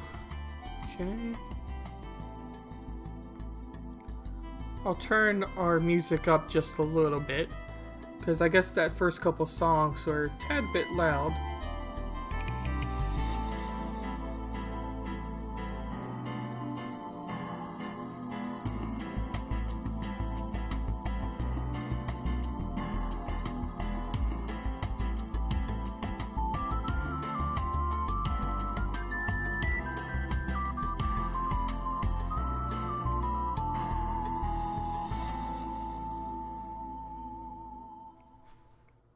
We're going to space this out again. See, that's what I mean by sometimes Grammarly can get a little bit weird when it comes to its formatting.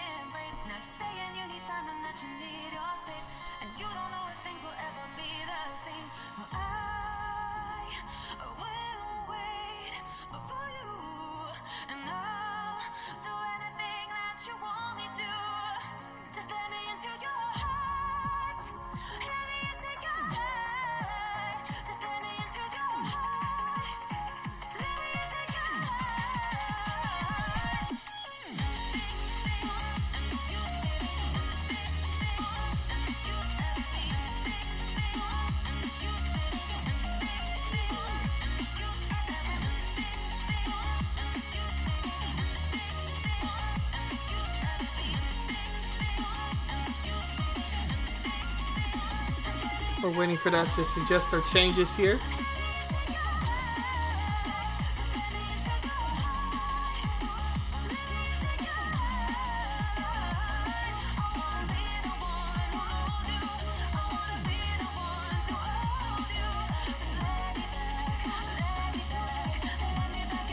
What am I gonna do for the summer? I don't know yet, Demi. I don't know what I'm gonna do yet for the summer. I don't have any plans set in stone besides doing those classes. We're going to, my family's going to Canada for I think about 3 or 4 days for some sort of race for my brother's 18th birthday. That's the reason for it. So that will be interesting. But that's pretty much it that's on the list. That and Lone Star classes for what I'm doing in the summer. So, yeah. It'll probably still be a busy summer, though. I have to take a standardized test, certification test to become a teacher. So, that's also fun. Not fun at all. Not fun at all. Do you have any plans for the summer, Jimmy? I know you're gonna be back home for the summer. Yeah, Colton's going with A&M.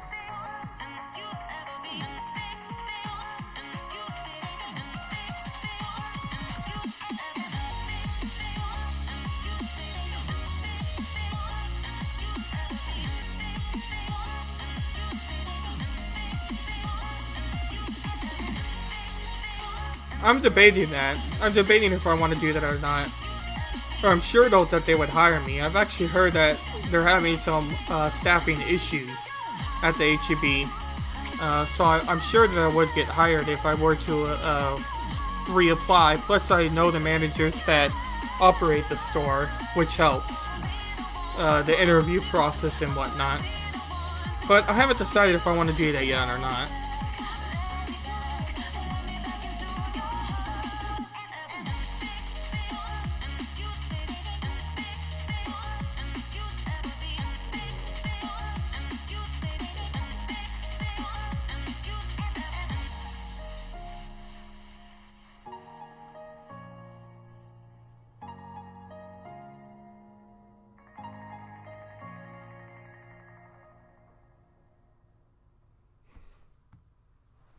That HEB wants to go to Puerto Rico, or that your parents want to take a vacation to Puerto Rico? If you're saying that HEB wants to go to Puerto Rico, that would be interesting. they're in Mexico already, and they've actually are very popular in Mexico too. Like they're having a lot of success in Mexico. So it would make some sense if the H-E-B stores were to go into Puerto Rico.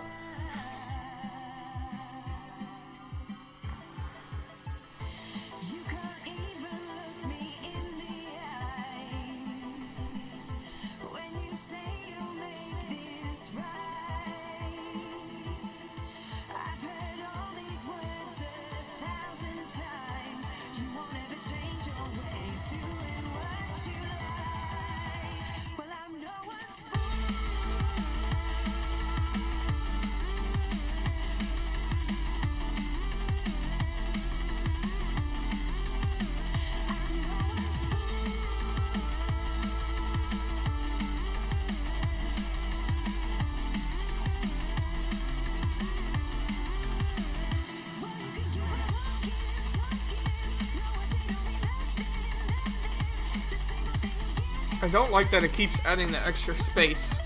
The rumor was that my parents and I are planning a trip to Puerto Rico. Oh, okay. That also makes sense. I think y'all would have a great time in Puerto Rico.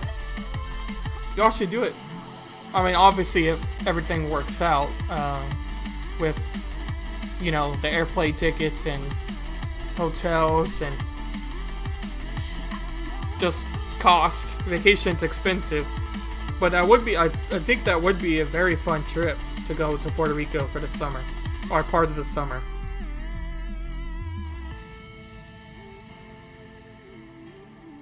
Well, you were there, weren't you? I mean, you were on the phone.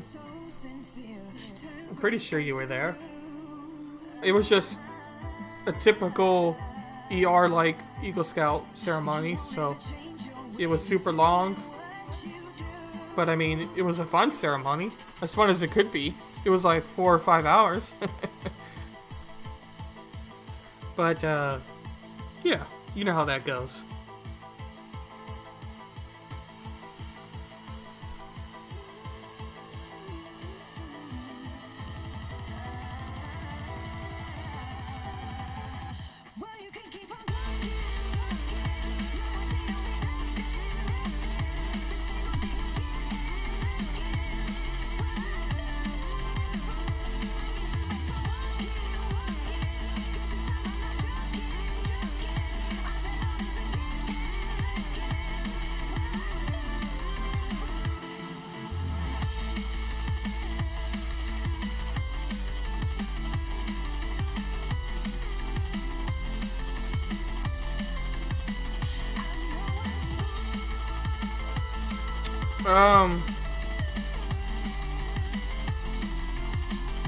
We did the typical, like, what's it called? Scout Law candle thing. We did the Eagle speech, the parent speech. He had a teacher come up and speak. Ryan's speech itself was like literally 30 minutes long. His parent speech was like, I don't know, 10-15 minutes long. So that ate up a big portion. And ER spoke. So that was also a pretty long time. And they were just talking about Ryan and some funny stories, but also just how good of a person Ryan was, despite his quirks. ER making fun of Ryan a little bit in some things he used to do. You know, the typical banter that ER usually has, and the typical kind of ceremony steps that the Eagle Scout ceremony has. And then that was pretty much it. I think we ate before. Was it before or did we? No, it had to be before. I think we had the food first and then went to the ceremony.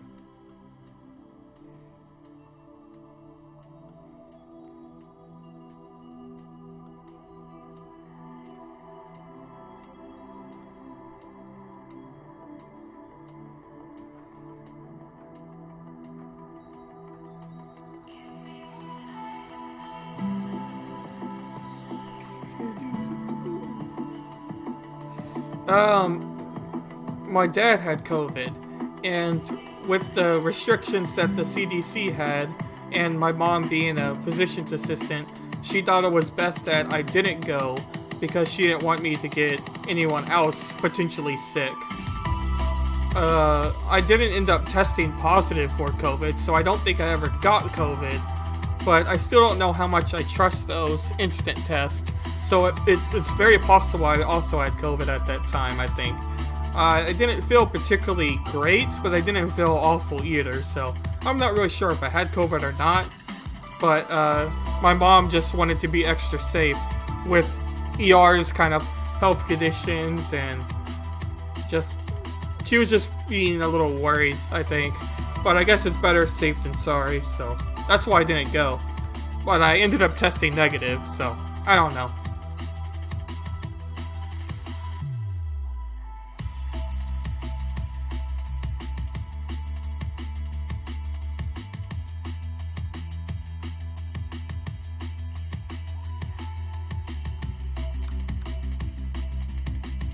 Alright, that's it there.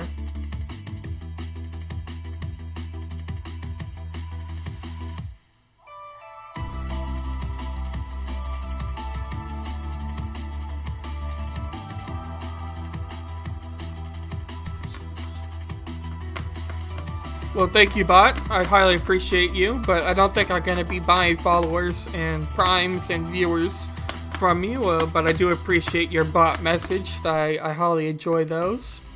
Yeah, thank you. Let's take care of that real quick. Actually, let's see if this works. I don't think that it's connected, but I want to try something.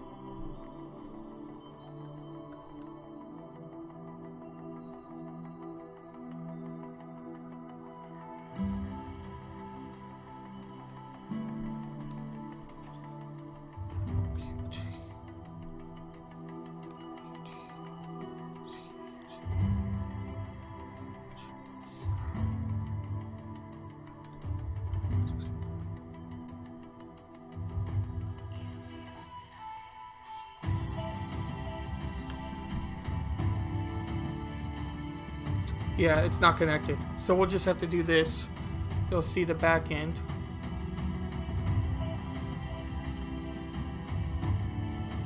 And subs. Well, that's YouTube for you, Jimmy. You get to see you'll get to see the back end of our production.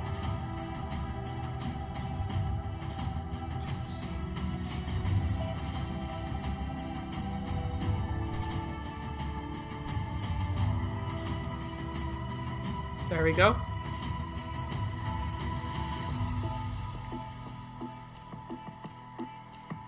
I wonder if it actually did show the message.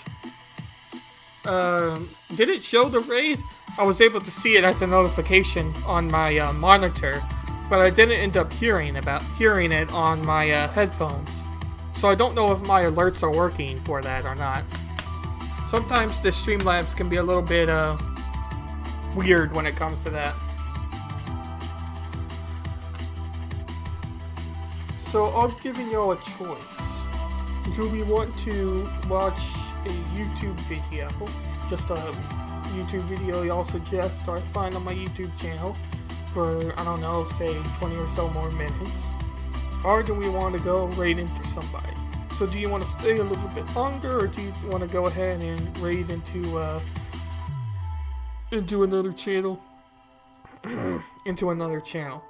Those are the two options I have, because I have finished with my lesson plan, thankfully, and it only took about 3 hours, which is not bad at all. I've done a lot longer lesson plans before, or where it took a lot longer, so not bad at all. So I'll wait just a little bit on if y'all want to do a video, or if y'all want to go ahead and raid into another channel, because we are finished with the main goal of this lesson plan.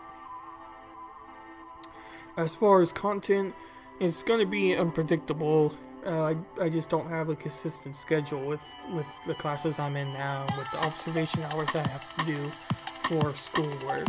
so I don't necessarily have a consistent schedule, but I do hope to at least stream once a week, at least once a week. And then in the summertime, I'll probably increase that 2 or 3 times a week, maybe, but probably only about 2 times a week. I'm just, as my name says, I'm slow when it comes to writing, so I don't necessarily want to stream too often if nothing really ends up happening in the story.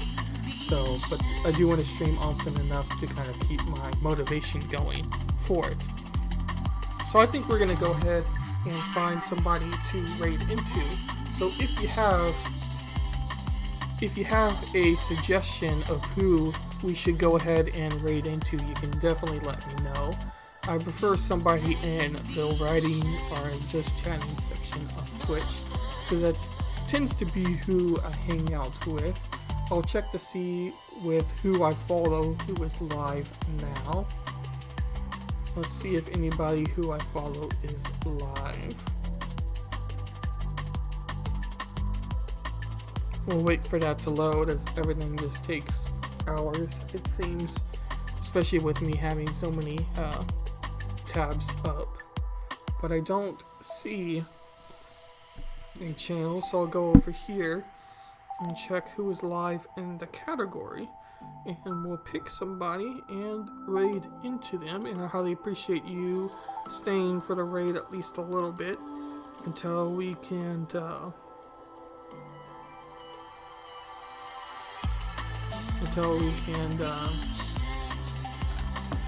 a little bit in their chat and then go on from there.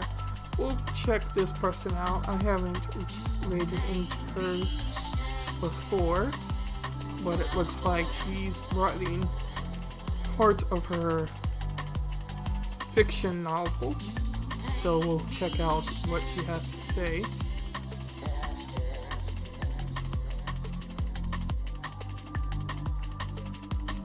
And we'll go ahead and start our raid. And next time I hope to get this as another screen, so y'all don't have to necessarily see the back end process of this. But I just want to make sure that everything is good to go when it comes to that. So I highly appreciate y'all stopping by and chatting with me. It makes it a lot more fun, and catch you on the next one.